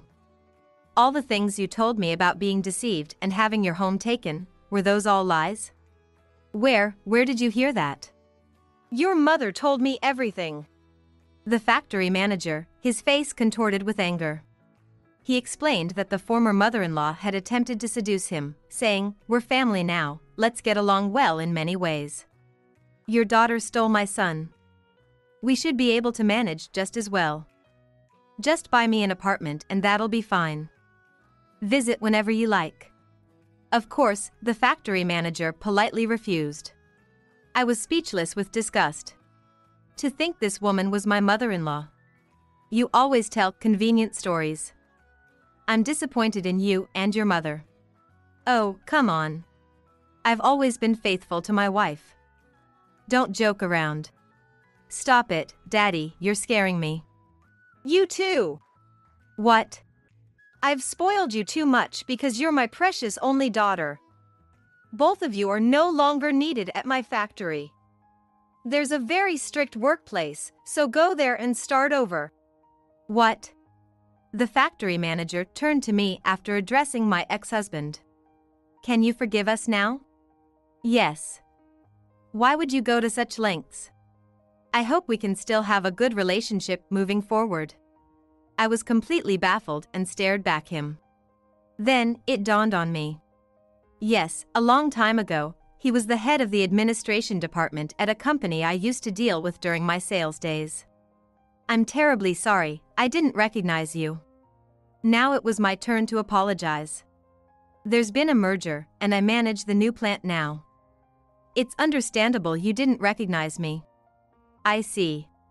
I couldn't believe your husband was working at my plant initially. The factory manager looked away, making a troubled face. Has my former husband been causing you trouble? His work attitude is poor, he doesn't learn, and he has unexcused absences. Quite the opposite of his competent wife. Imagining my ex-husband's irresponsible demeanor, I wasn't surprised. As I was no longer his wife, I had neither the need to defend nor apologize for him. All I could do was give a wry smile. I planned to retrain him from scratch. I definitely won't let him near here again. My ex-husband shrank, and Dorothy looked displeased. You were always great at training new recruits, weren't you?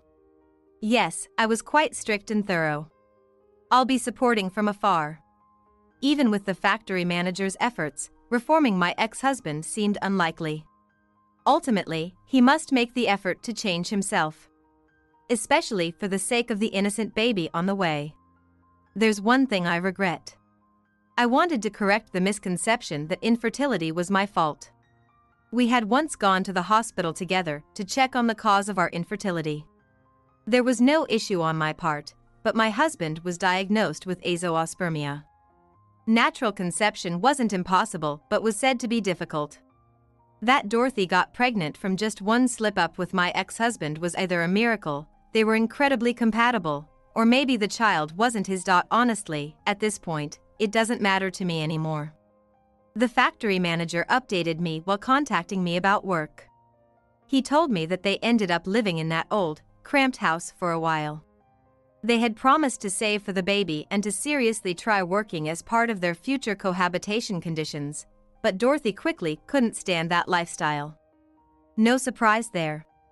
Stephen probably didn't realize, since I managed our finances, but living on his income alone would be barely feasible, if not impossible.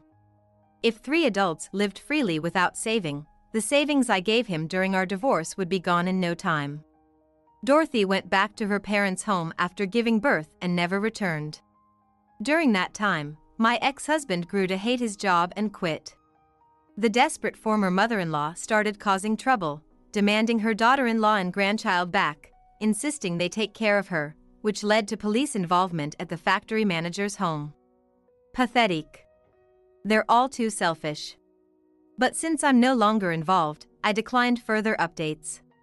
Hang in there, Mr. Smith. My new home is very comfortable. Being alone can be lonely and I worry about what I would do if I got sick, but I've never felt it was good to have a husband at home. Living alone now feels no different than before. I believed that spouses should support each other, but it turned out he was just leaning on me. Having an unnecessary person gone doesn't trouble me at all. 7 years later. My well-settled home now also houses my parents, whom I called from the countryside. And a former colleague from the sales department lives with us too. He was the man who always competed with me for the top sales position. After I moved to the planning department, the competition dwindled, and he mentioned missing seeing my face. The feeling was mutual. After he learned I was divorced, he immediately asked me out, and now he has become a husband I truly trust. We've worked together for many years and can say anything to each other without holding back. A truly ideal man. Here's to many more years together.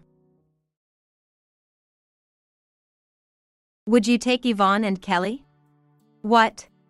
Mireille laughed lightly, then continued in her usual calm tone. Guess it's hard to remarry with kids in tow, Mireille said, chuckling loudly. I'll leave the kids with developmental disorder to the poor old lady who didn't finish school. I couldn't believe it as a mother myself, not only looking down on me but also calling her own daughters such names and trying to push them away without any regrets. Honestly, I wanted to slap her glittering, made-up cheeks. But doing that would probably just give her a way to use it against me. I will take care of them. It was hard for me to even say that. Even if she is the real mother of Yvonne and Kelly, I would be better than such a selfish person. In place of Kengo who passed away, to pour endless love on them and make them happy. I swore to myself. I am Natalie Smith, a 56-year-old housewife. Since my husband passed away from illness the other day, I have been living alone in this big house. I never thought I would be widowed so soon. The separation came so suddenly that I can't even find the motivation to do any housework. It seems he was concerned about me. My eldest son Ken, who lives in the same city, came up with this suggestion. If you're okay with it, Mom, why don't we live together? Yvonne and Kelly would be thrilled. Yvonne and Kelly are Ken's twin daughters, my dear granddaughters. I was genuinely happy about Ken's suggestion. But I knew it was impossible. Because for some reason, Mireille, Ken's wife, doesn't like me. Thank you. That's enough for me. Sorry to worry you. If we were to discuss living together, Mireille would surely be vehemently against it. Even if she accepted, a clash would be inevitable at some point. I can't cause trouble between my eldest son and his wife because of me. If I stay down too long, I'll make Ken worried again. I have to pull myself together. I somehow managed to motivate myself and gradually got back to my daily routine. They must have been concerned about me, still. My eldest son's family visited our house often. Of course, without Mireille. Mireille is busy. Ken said hesitantly, but I figured she probably just didn't want to come. Grandma, let's draw together. I can draw nicely 'cause I am 8 years old. Well, this should be fun. I feel sorry for Mireille. But the time with my dear grandkids and Ken was a lot of fun. The following weekend, as usual, my eldest son's family came over. I opened the door with a smile and froze. Unusually, Mireille was among them. Mireille, good of you to come. Thank you. I smiled, surprised, and Mireille nodded silently with a stern face. She clearly looked displeased, but then why did she come? Maybe she's here to complain that I've been letting Ken and the kids come over too much. I've relied on Ken's kindness too much. When we're alone, I need to tell Ken, you don't have to come anymore. That's what I was thinking, but it's hard to find the right moment to talk to Ken. Daddy! Come here! Dad. Yvonne took Kelly's pen. Ken seems busy settling a fight between Yvonne and Kelly. As a grandmother, a little mischief from the grandkids is cute, but it's tough on the parents. Remembering my own parenting days, I can't help but smile. Next to me, Mireille muttered. What about the inheritance? What? Caught off guard by the unexpected question, I blinked, and Mireille repeated in a slightly irritated tone. So it's about my father-in-law's inheritance. When am I gonna get my share? Inheritance? I didn't know how to respond. After all, I had already given Ken, my eldest son, his share. Hasn't Ken told you? I already handed it over. As I carefully chose my words, Mireille's expression grew even more irritated, and she raised her voice. I only got Ken's portion. I'm asking when I'll get mine. I've waited long enough, so I had to come and get it myself. Life insurance, savings, stocks. Didn't Dad save up a lot? Mireille said this, arms crossed and frowning. But I'm the one who should be frowning. Mireille, my eldest son's wife, shouldn't even have a share. We weren't close while my husband was alive. We only met mostly on holidays like Christmas and Thanksgiving. Even when my eldest son's family came to visit, it was mostly without Mireille. Unless it was mentioned in my husband's will, it's hard to imagine he made provisions for Mireille, whom we hardly knew.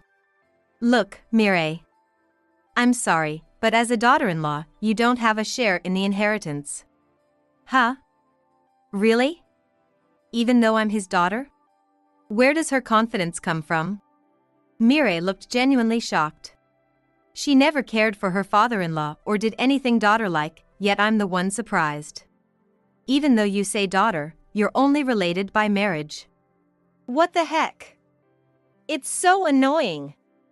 You get my hopes up for nothing. This is ridiculous. I lost my time coming here. Upon learning she had no share, Mireille clicked her tongue and punched the nearby wall. The noise made Ken and the grandchildren turn around. Then Mireille snapped. Enough with the yelling. You guys really need to calm down. Cut it out. Come on, we're leaving. What? But we just got here. Yeah, Mom, you go back alone. The grandchildren raised their complaints, but Mireille glared at them and stormed out saying, I don't care anymore. Left behind, Ken sighed again. And began preparing to leave. The grandkids were sulking, but after some persuasion from Ken, they reluctantly followed Mireille, and my eldest son's family left. I always thought she was a bit strong-willed, but was she always this bad? She always acts impulsively, letting her emotions run wild and ignoring others around her based on her mood. I'm worried about Ken and the grandkids in such a situation. Even without considering me, I can't see how they can build a good family environment like this. Ken must have his own thoughts about it too. Someday, I'd like to have a calm talk with Ken. Whether it's about money, taking care of Yvonne and Kelly, or anything else, I want to help. I'll offer the next time we meet. Despite these thoughts, a few days later, I received news that I couldn't believe. It happened in an instant. On his way home from work, Ken was killed in a collision with a truck. No, it can't be. It's only been a few months since my husband died, and now Ken too has left this world. I was so devastated that I just collapsed. At that point, nothing else mattered. Why Ken? His kids are still so young. All sorts of dreadful thoughts were swirling around in my mind. The shock was so great that I barely remember the wake or the funeral. When things had somewhat settled down, Mireille approached me. About the kids, can we talk for a bit? It was about Yvonne and Kelly. That's right, I was so caught up in my own grief that I hadn't been there for them. I think I tried to comfort and hug them, but I don't remember well. Yvonne and Kelly must be emotionally unstable after their father's sudden death. They are only 8 years old after all. I felt ashamed of myself for just being down. Mireille must be thinking about the future as a mother. She's much more together than I am. I absolutely want Yvonne and Kelly, whom Ken left behind, to be happy. I intend to help in any way I can for that. About the kids. Yes, anything. I looked into Mireille's eyes and nodded firmly. Even if we don't share the same values or personalities, we can surely get along for a common purpose. However, what Mireille said next was the complete opposite of what I expected. Could you take Yvonne and Kelly? What? Mireille gave a slight laugh and continued dispassionately. Being remarried is tough with kids in tow. Remarried? Ken has just passed away, and this woman, his wife, is already thinking about remarriage? I stared at Mireille in astonishment. Unaware of my disdainful gaze, she kept talking. Look, Yvonne and Kelly are a bit off, right? They've been hard to raise. Off? What do you mean? While both are a bit mischievous, I've never thought of it as something wrong. Mireille scoffed at me through her nose. You haven't noticed, huh?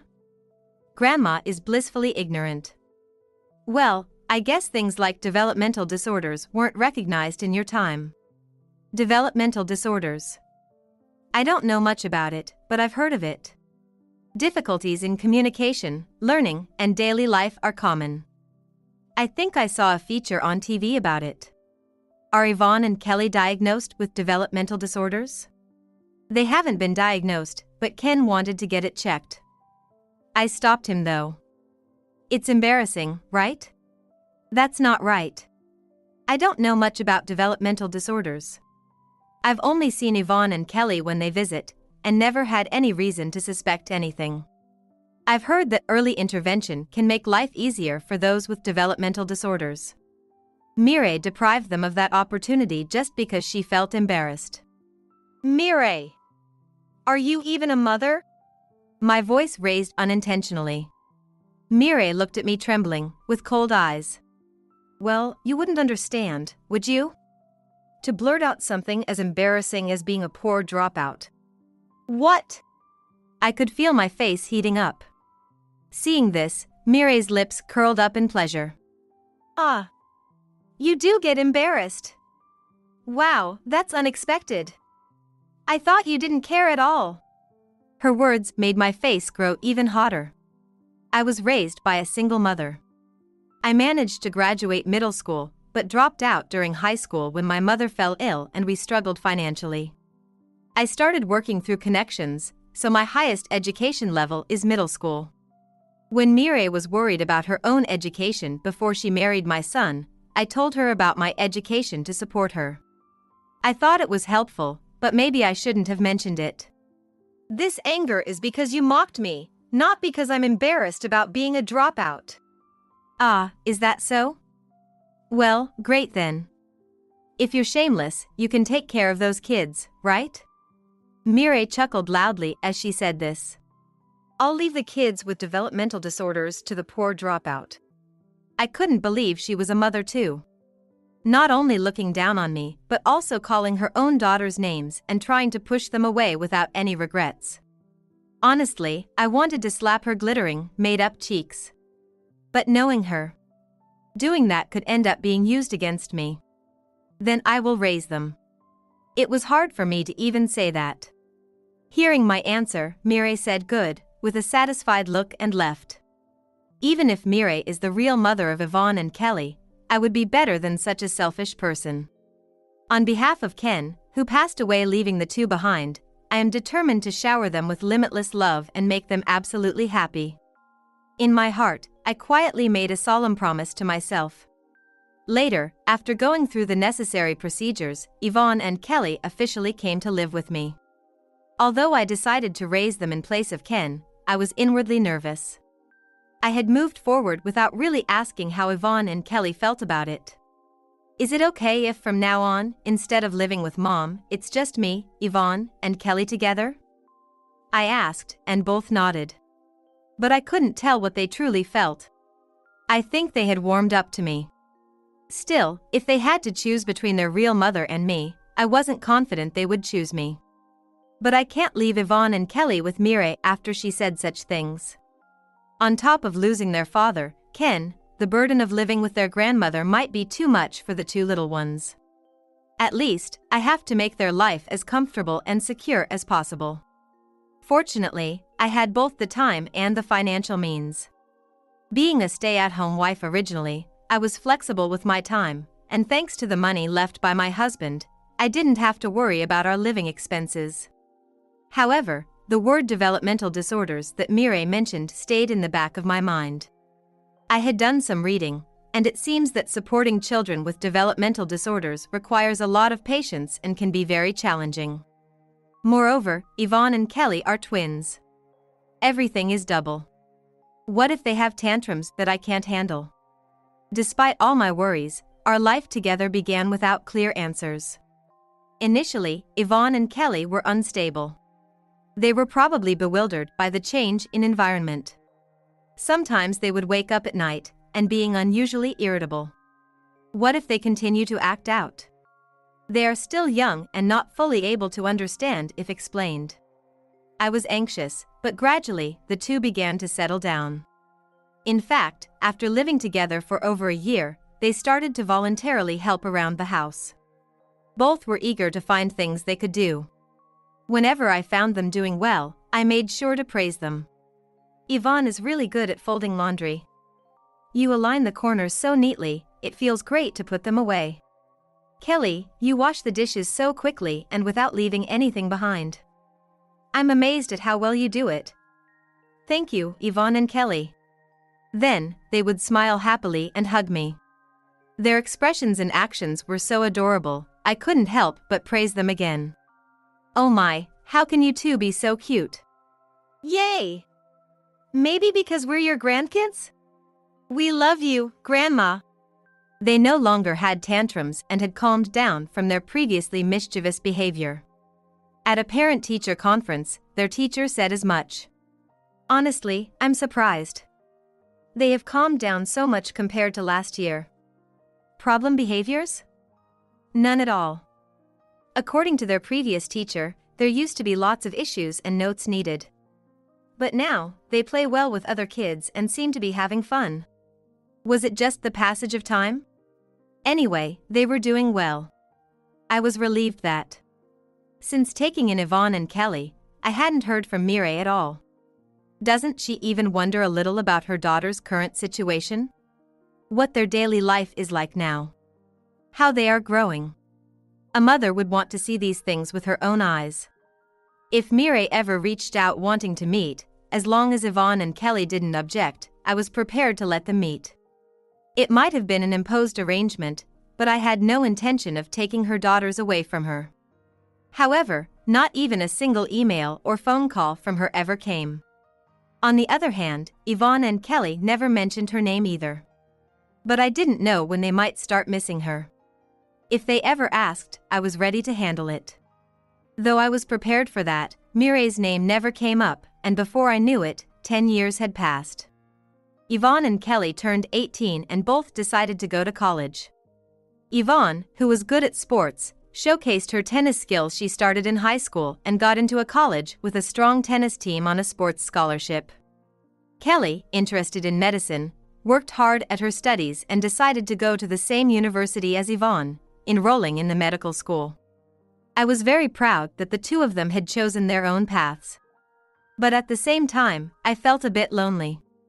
The little Yvonne and Kelly had grown up so much and would become even more independent, living on their own. I was happy they had grown up so well. Yet, it was sad to see them fly the nest. When they left home for college, the three of us hugged and cried together. Both of you, contact me immediately if anything happens. I'll come running. Thanks. You should worry about yourself, Mom. We'll come home during the long breaks. And we'll call too. Don't push yourself. Remember, you're not young anymore, they said. At some point, they both started calling me Mom. I felt it was presumptuous and tried to correct them, but they insisted, but to us, you are the only mom, and wouldn't hear otherwise, and so it has remained. Yes. Thank you. Yvonne and Kelly, you both make me so proud. Even after starting college, the two of them seemed to be doing well.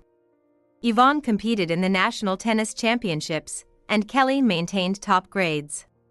They truly had grown up splendidly. Just as I was deeply moved by how soon they'd be fully independent, I received an unexpected call. It was from Mireille. It's been a while. Though I had forgotten her voice, hearing her unique way of speaking brought her face flooding back to my mind. It's been a while. What can I do for you? I could hear Mireille chuckling on the other end of the phone. Don't be so tense. I just wanted to say thank you to my mother-in-law.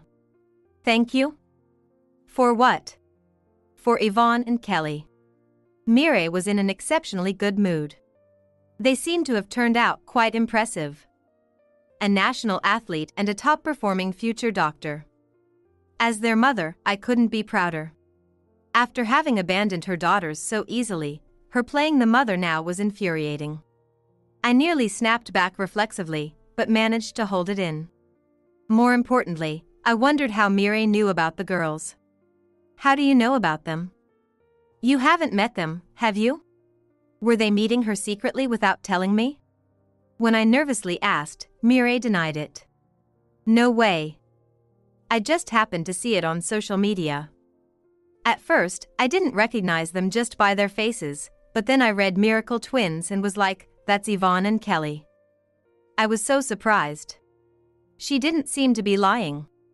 I don't use social media, so I hadn't known. Actually, my current boyfriend runs a video site, and he wants to feature them. What? So, can I have their contact information? After more than 10 years without a word, this is what she says? She wants to turn Yvonne and Kelly into a spectacle. I wanted her to stop joking around. I'll have to ask them. I can't just give it out. It's okay. I'm their mother, right? They'll definitely be happy. No, I can't without their consent. Mireille seemed annoyed and fell silent for a moment. Then she casually started speaking again. Fine. Ask them soon. If you don't, I'll keep calling you. Understood. I was reluctant, but it was true that Mireille was their mother. It's about them, so it's fine. They're sure to say no. I reassured myself and contacted Yvonne and Kelly. Their reply came quickly, but it confused me. Send me the ID for the messaging app. I have something I want to talk about too. Yvonne said she'd get in touch, so I didn't think it was necessary, but if you're giving out mine too, just use the messaging app.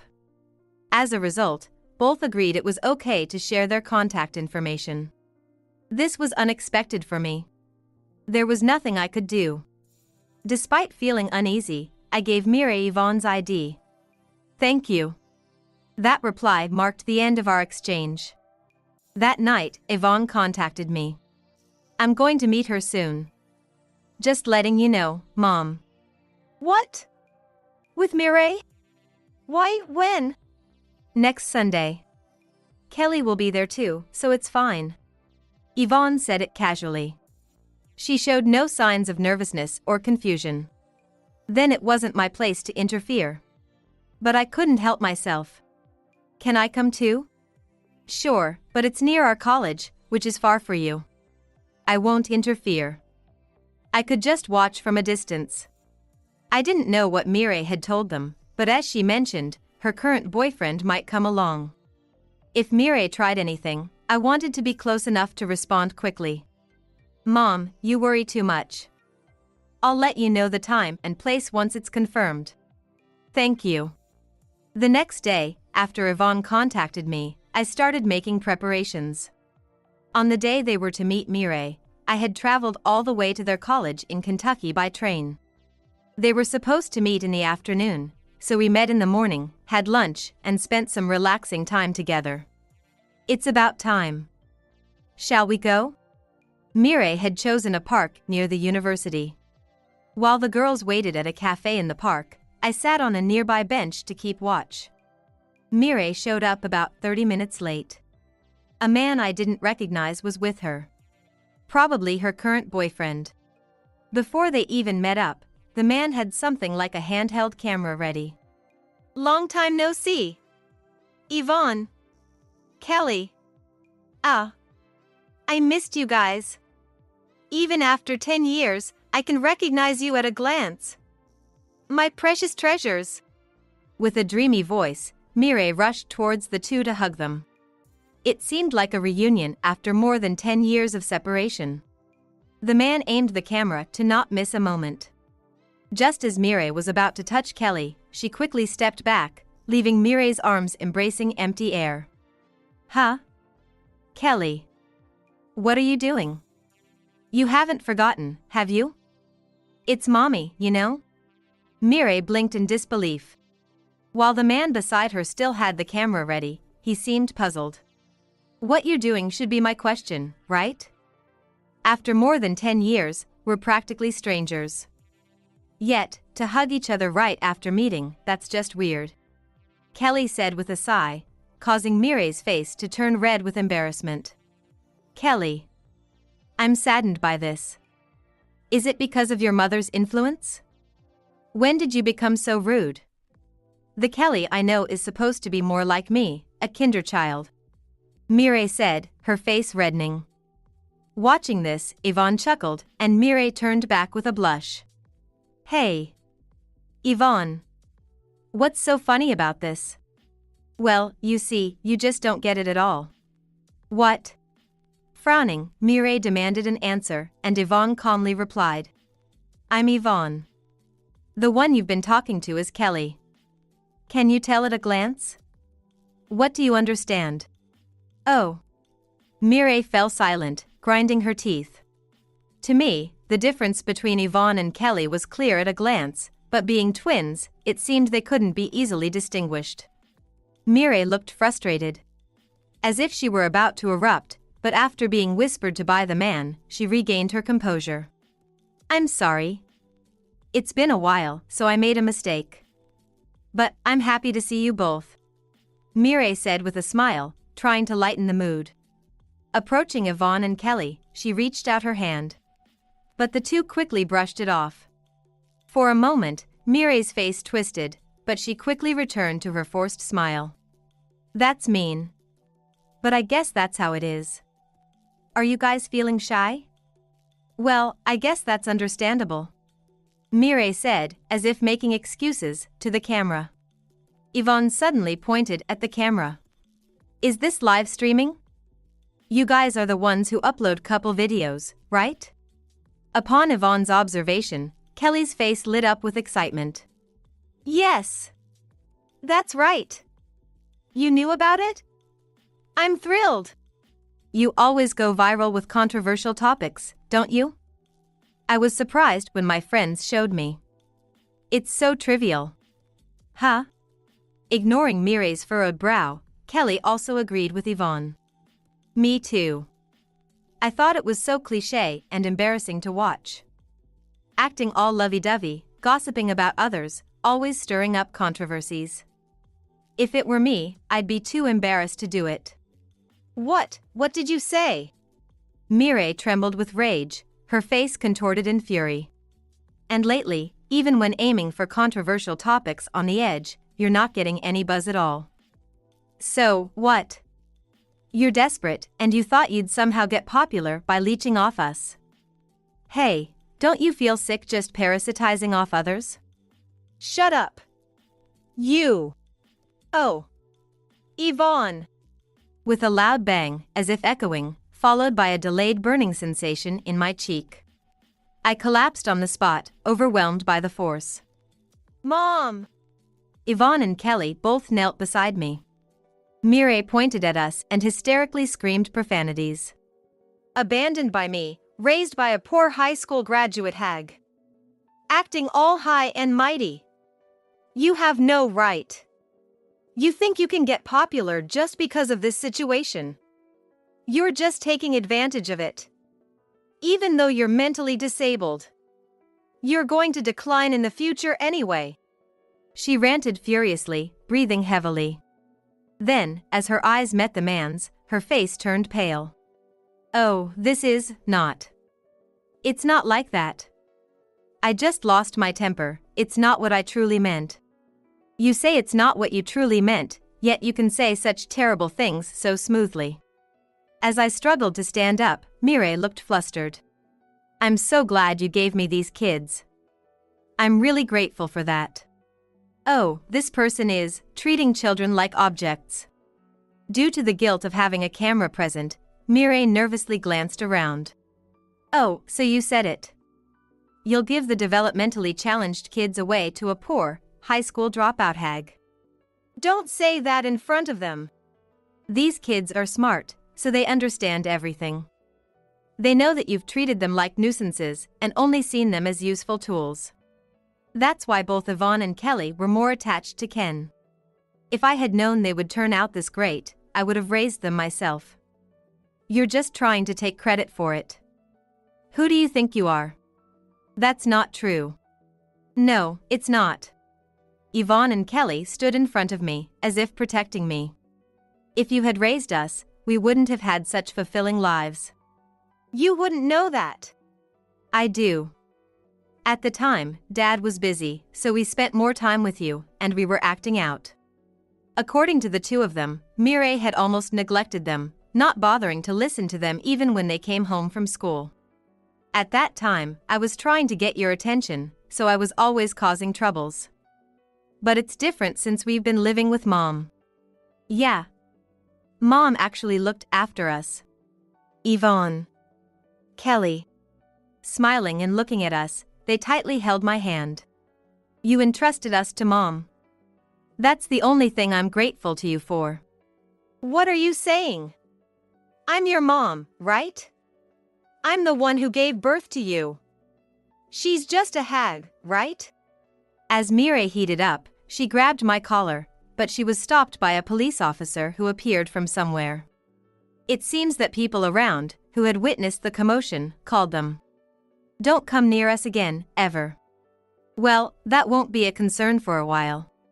As Mireille was restrained by the police officer and the man, she glared at the two of them resentfully.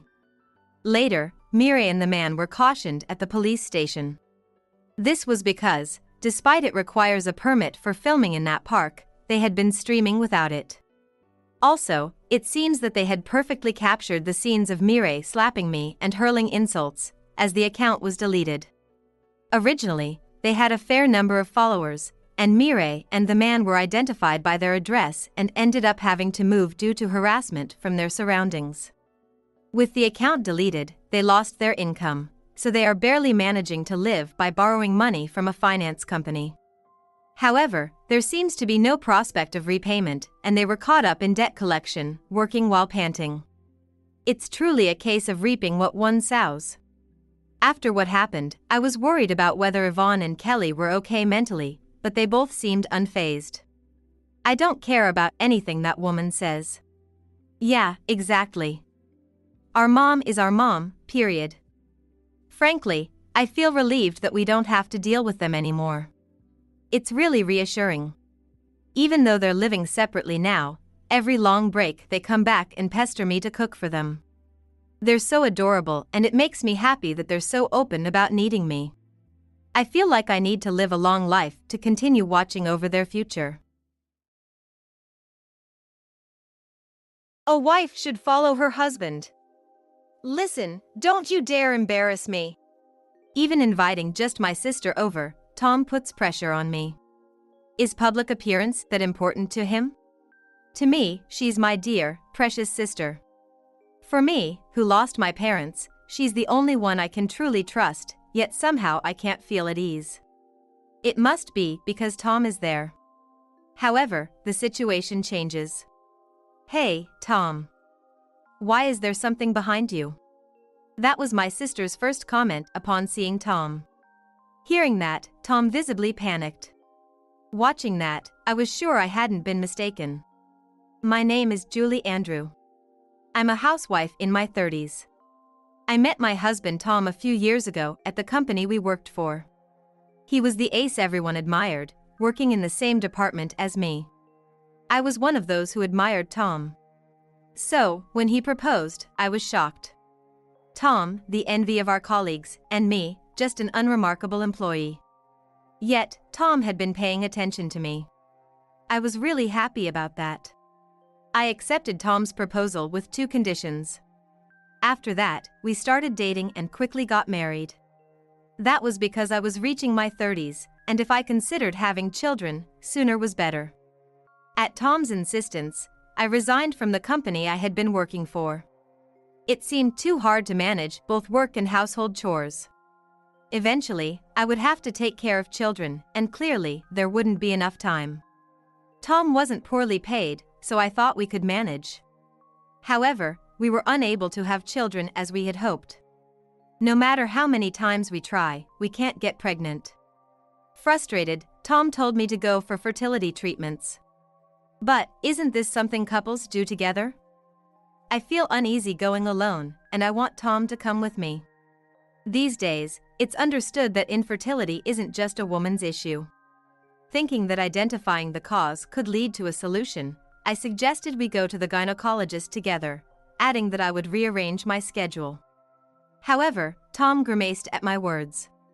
That place isn't for men. You should just go by yourself quickly and take care of what's needed. Don't make me get involved. How can you say that? It's normal for couples to deal with fertility treatments together. It might even be your issue too. When I said that, Tom, who had been calm, suddenly shouted, "What did you say?" Startled by his sudden change in demeanor, I fell to the ground. Tom looked down at me with a vein popping on his forehead. Are you saying I'm defective? A wife shouldn't talk back. Listen, it's your fault we can't have kids. You're the problem. You're a defective wife, and that's why we're not blessed with children. His harsh words left me speechless. Only fear dominated my mind as I kept apologizing, and, once Tom calmed down, I fled to my room. Since we got married, I've been unable to stand up to Tom. Tom believes a woman should support her man and a wife is her husband's slave, and has tried to control me in every way. At that time, I didn't even have the capacity to see how wrong this was. If I ever tried to stand up to Tom, he would shout, pressure me, and force me to fold my stance. The thought of divorce strangely never crossed my mind. Looking back, I see Tom as a terrifying figure I must never cross, which is probably why I couldn't even conceive of betraying him. If I had divorced Tom and escaped from his control, I wouldn't have faced such a terrible outcome. Despite undergoing fertility tests at the gynecologist's, no issues were found with me. So, could it be Tom? No matter how much I pleaded, he refused to get tested, insisting, there can't be anything wrong with me. If you're fine, it'll happen eventually. In the end, we never discovered the cause of our inability to conceive. Though my in-laws never pressed us, they occasionally mentioned how relatives had recently welcomed grandchildren, making me feel subtly pressured. It's not that we're rushing you, but children aren't something you can just have any time. It might be hard if you decide you want them later. Hearing this from my mother-in-law made me feel uncomfortable. It's not that I don't want children. On the contrary, I love kids and was determined to cherish my own if I had any. But what can't be, can't be. So I just plastered on a fake smile and got through those moments. Julie is such a sloppy wife. Tom must feel awkward because of it, said my father-in-law, with Tom nodding in agreement. Yeah, really. At home, she keeps nagging me to help with chores or to go to the hospital. It's really cramped living like this. Hearing Tom's words, my in-laws frowned in sympathy. Indeed, I had asked for help with the chores, but it was only when I was feeling ill, and since Tom was off that day, I merely asked him to take out the laundry from wash machine. Yet, Tom furiously said, "How can you make your husband do household chores when you're a stay-at-home wife?" Since then, no matter how bad I felt, I've dealt with everything myself, but Tom, with his good public face, has gained immense trust from my in-laws. Therefore, if Tom says something, it's taken as the absolute truth. I was inevitably painted as the villain by my in-law family, making it unbearable to visit them. Yet, Tom disliked being alone with me at home and would always say, "We should visit my parents over the weekend. My mom and dad worry about me. I'm their precious only son, I need to show my face regularly, or they'll worry." Even though I objected, I was forcefully taken to visit his parents. My parents died in a car accident a few years ago, and the only family I can call mine is my sister Kelly. Yet, while Tom frequently wants to see his parents, he strongly dislikes it when I want to see my family. You're already a member of the Andrews family. You should be devoted to me and my parents, don't forget that. All I could do was nod in agreement to Tom's words, hating myself more than anything else. In the end, I never got to meet my sister Kelly. We just exchanged messages or talked over the phone when Tom wasn't around. Over the phone, Kelly sounded worried about me, her voice tinged with anxiety. "Are you really okay? Should I come over next time?" After all, I haven't even met Tom yet. By this time, Tom and I had been married for 3 years, yet Kelly and Tom had never met face to face. Normally, you'd expect to visit each other's families when you get married, but Kelly was too busy with work to find the time. She was at the wedding, which was a large event with many bosses and friends invited, so there wasn't much time for personal greetings, and we agreed to greet the relatives when there was more time. Therefore, although Kelly knew what Tom looked like, she didn't really know what kind of person he was. And the same was true from Tom's perspective. "That sister of yours, I bet she's nothing special. No parents even. She's got nothing good going for her. She'll probably end up old and alone." Tom often laughed and said such things about Kelly. Every time he spoke like that, all I could do was bite my lip and look down. How could I not be angry when he spoke ill of my only important family member? Yet, having come to see Tom as a terrifying figure, I couldn't muster the courage to contradict him. However, the situation was about to change abruptly. The trigger was that Kelly's birthday was approaching. Glancing at the calendar, I realized it was already close to next month. Time seemed to be moving faster than I thought, and I sighed involuntarily. "What? Is there something you're unhappy about?" Seeing me like that, Tom looked displeased. Worried that I had angered him, I stammered out the situation. "I just realized that Kelly's birthday is coming up soon. That's all it is, so don't worry about it," I said, trying to smile as if to cover up. I worried whether I managed to smile properly, but seeing my expression, Tom grinned. Right, Tom said with a slightly creepy smile. "Come to think of it, I haven't met your sister yet. Bring her over next time. It's about time we did the greetings." I couldn't help but exclaim, "What?" Tom had always acted like he couldn't care less about my sister. What changed? The joy of seeing my sister after so many years mixed with suspicion jumbled my thoughts. A fragile wife like you must have a hard time doing the housework by herself. Since she's single anyway, I'll persuade her to help you with the housework. It'll be good for me too, since I'll have 2 more slaves. Hearing Tom continue like this, I frowned, realizing he just wanted another servant. Though my sister Kelly is single, she has her own life. Hearing Tom's words made me hesitant to call her, but by then, it was already set in motion that I would invite her over, so I decided to just make it a meeting and contacted her. A wife should follow her husband. Don't you dare embarrass me. As the day of Kelly's arrival approached, I was bombarded daily with such demands. He was probably trying to pressure me into not seeking help from my sister. But I never wanted to bother her with my personal problems anyway, so it was all in vain. Eventually, the day came when my sister came to our house. As I was doing housework and waiting, the doorbell rang. "Sis, long time no see." When I opened the door, there stood Kelly. It had been since the wedding since we last met, but she looked as lively as ever, which was a relief. I invited her in, and Tom, who had dressed up more than usual, appeared. Initially, Tom stood tall and puffed up his chest, but he froze the moment he saw Kelly. "Is something wrong?" No, not really." After all, Kelly was incredibly beautiful. Her beauty was such that she had been chosen for her university's beauty pageant multiple times. Back when we were in school, there were attempts to connect with my sister Kelly, with people reaching out to me to help make that happen. It's sad to admit, but I'm not very attractive. Makeup can fix that up to a point, but Kelly has a beauty that transcends all of that. When Tom first saw Kelly, he blushed slightly and stared at her. It seemed like his mouth was hanging open, and honestly, it made me feel sick. I stepped between them. "Let me introduce you. This is my sister, Kelly. Kelly, this is my husband, Tom. Thank you for coming today." Kelly smiled and said, "Thank you," but Tom's gaze was fixed on her. Seeing Tom like this, Kelly looked puzzled. I thought maybe Tom's intrusive staring was bothering me, but Kelly's next comment cleared up that misunderstanding. Hey, Tom, why is there a baby behind you? Tom looked confused by Kelly's words. I didn't understand her at first either, but then I remembered something about her condition. Kelly has a unique sensitivity.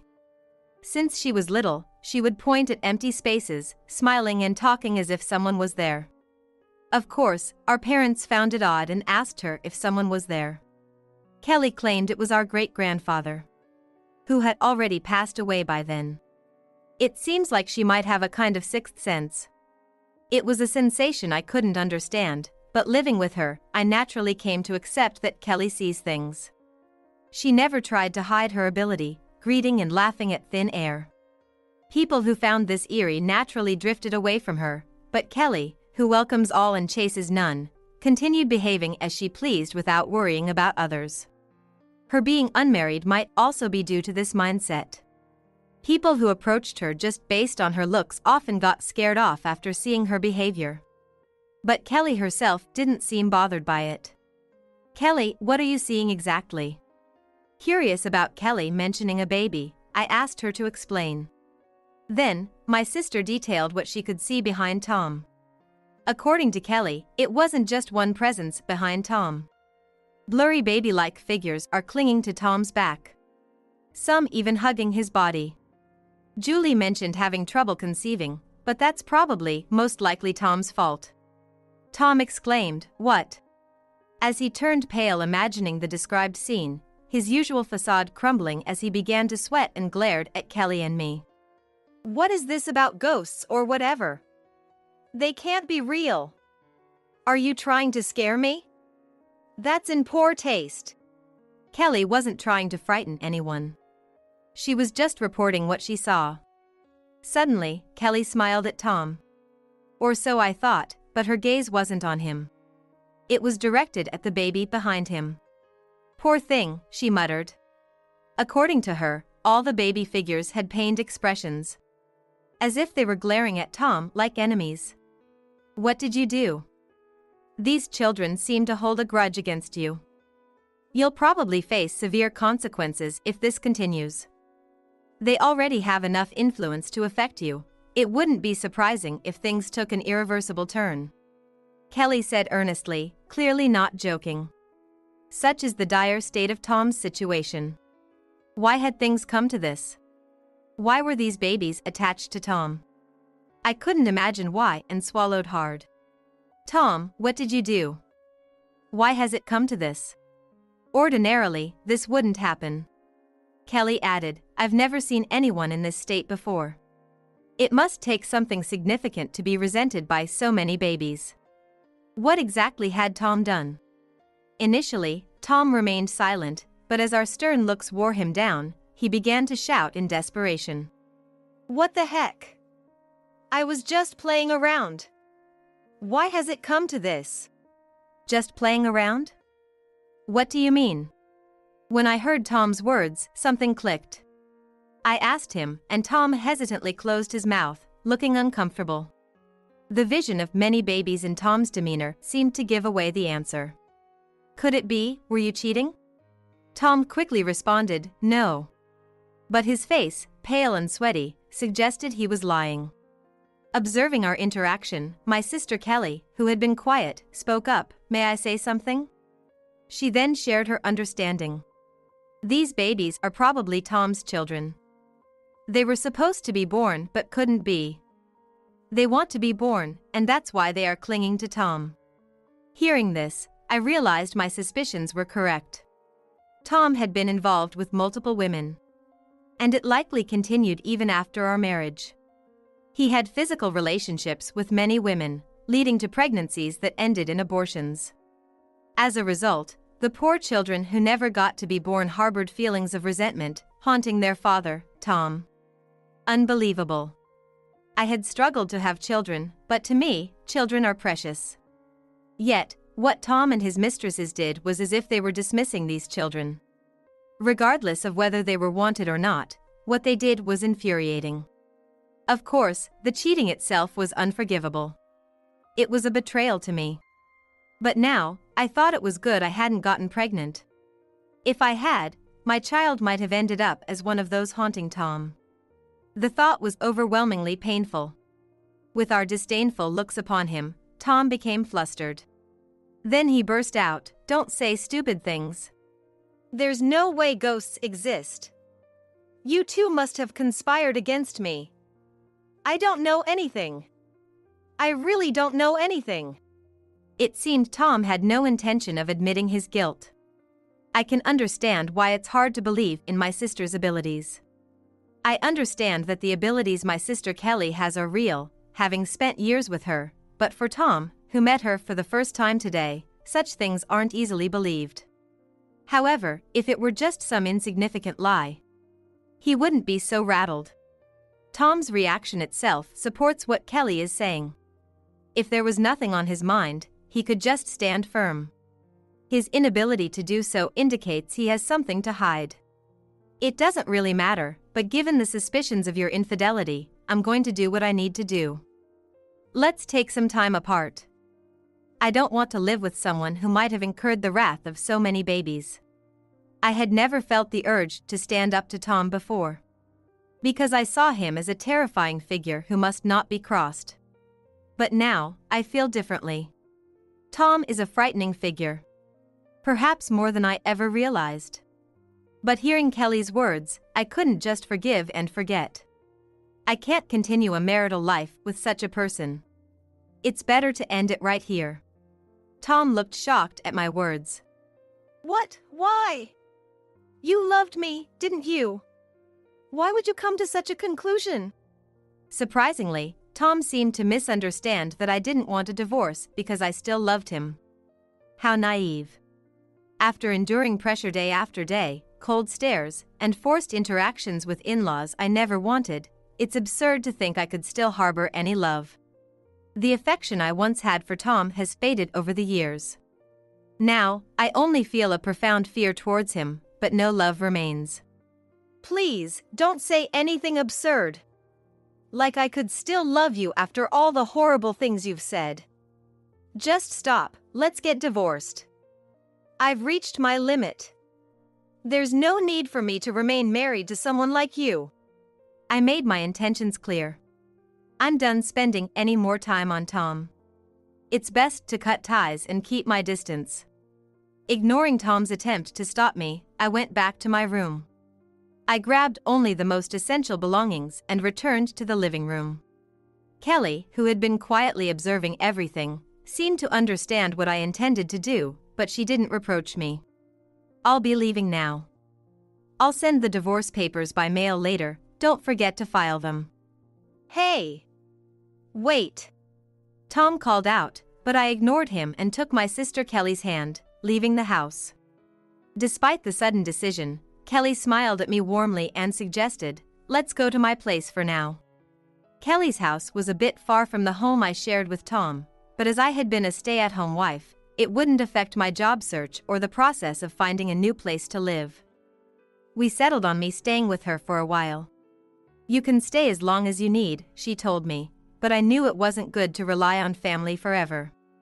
Having missed Kelly so much over the years we couldn't meet, I thought about finding a place close to her even when I get my own. Kelly even suggested I apply at her company, because they were short on office staff. I had the right qualifications for an office job, so I decided to go for an interview. I received high praise and was offered a job through a mid-career entry. One day, while relaxing at home after work, the doorbell rang. Earlier than Kelly's usual return. I was puzzled for a moment but assumed it must be a delivery and opened the door, only to find Tom standing there.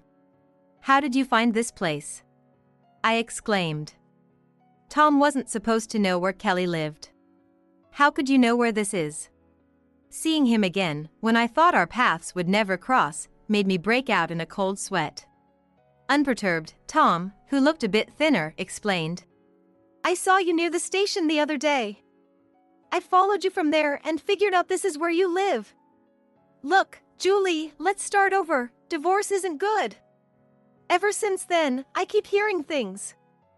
Voices saying they won't forgive me. It seemed Tom might have lost his senses. Or perhaps, the children clinging to him were venting their feelings of resentment.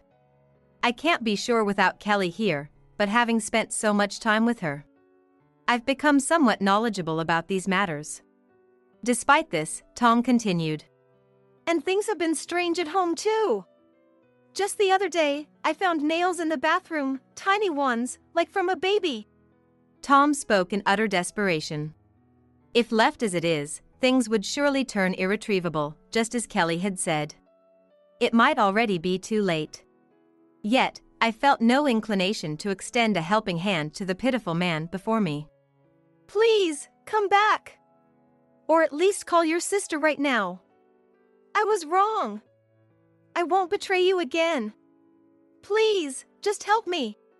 He must have been extremely desperate. Tom simultaneously prostrated himself right there on the spot. Prostrating in front of someone's house, how disgraceful. The Tom of just a short while ago would not have done this due to his pride. I realized how cornered he must feel, and I couldn't help but smirk a bit. Tom kept pleading, please, I beg you. Since it's my sister's house and it would be troublesome if the neighbors saw. I decided to give him a bit of attention. But I wasn't going to truly offer a helping hand. Isn't this just desserts? You shouldn't have done things to earn such resentment. If you had behaved properly as an adult, none of this would have happened, right? It's all because of you and your affairs. Don't be so cold, Tom replied, no longer denying his infidelity. He was clearly distressed. But even if he begged, I was not in the spirit to help him. I'm sorry, but give it up. We are not going to help you, I said firmly. Yet Tom shook his head in refusal and clung to my feet. Don't be so cold. I'm really at my wit's end. If things continue like this, I might really suffer terribly. I'll take any help I can get, please. I can't do anything without you, Julie. His absurd claims nearly made me dizzy. The label of a terrifying figure I had for Tom was rapidly peeling away. Before me was just a pitiful man. Yet, the sins he accumulated were real, and I owed him no assistance. This is your own doing. If you had behaved responsibly as an adult, you wouldn't be in this situation. Why couldn't you understand that? I suffered terribly being married to you. I should have divorced you much sooner. Hearing my words, Tom appeared relieved. His face was so amusing that I couldn't help but burst out laughing. Then, with a smile still on my face, I said, please leave. If you don't go now, I'll call the police. The police? It seemed that the last thing he wanted was to deal with the police because, at my words, Tom panicked and ran off as fast as he could. Later, when my sister Kelly came home, I explained the situation. She hadn't expected such a thing to happen and commented with a troubled expression, living people can be much scarier, huh? As expected, Tom was reluctant to go through with our divorce. Feeling that we were getting nowhere, I decided to hire a lawyer. When I told Tom that if he did not divorce me, we would have to go to court, he seemed reluctant to do so and reluctantly accepted the divorce. As ridiculous as it sounds, even through this ordeal, Tom did not stop seeing his mistresses. Perhaps in his pressured situation, that was the only enjoyment he had left. For caution, I had hired a detective to keep track of Tom's activities. Though I thought it would be difficult to gather evidence after his infidelity was exposed, I was surprised to receive a large number of photos when the detective reported back. Using this evidence, I demanded alimony from Tom and several of his mistresses. Most of them left him after this, it seems. Eventually left alone, Tom lived in fear of irreversible consequences, shrinking away from life. Soon, he could hardly manage his job and was practically fired. His parents, who had previously boasted about their precious only son, no longer had the energy to care for their troubled child. Tom was left to pay off his debts from the alimony by doing whatever day jobs he could find. Meanwhile, I was thriving at the company where Kelly worked. I had recently been promoted due to my excellent performance. Although I had found a nice house, considering everything with Tom, I decided it would be better for Kelly and me to live together. In these uncertain times, it seemed wiser for us to be together rather than alone. My brief marriage had been a hellish ordeal. But this experience seemed to have deepened my bond with my sister. Happy birthday, Julie, Kelly said, celebrating my 30th birthday. I was overwhelmed with joy, my cheeks loosening with happiness. I will continue to cherish my sister, my only family, from now on. That was my renewed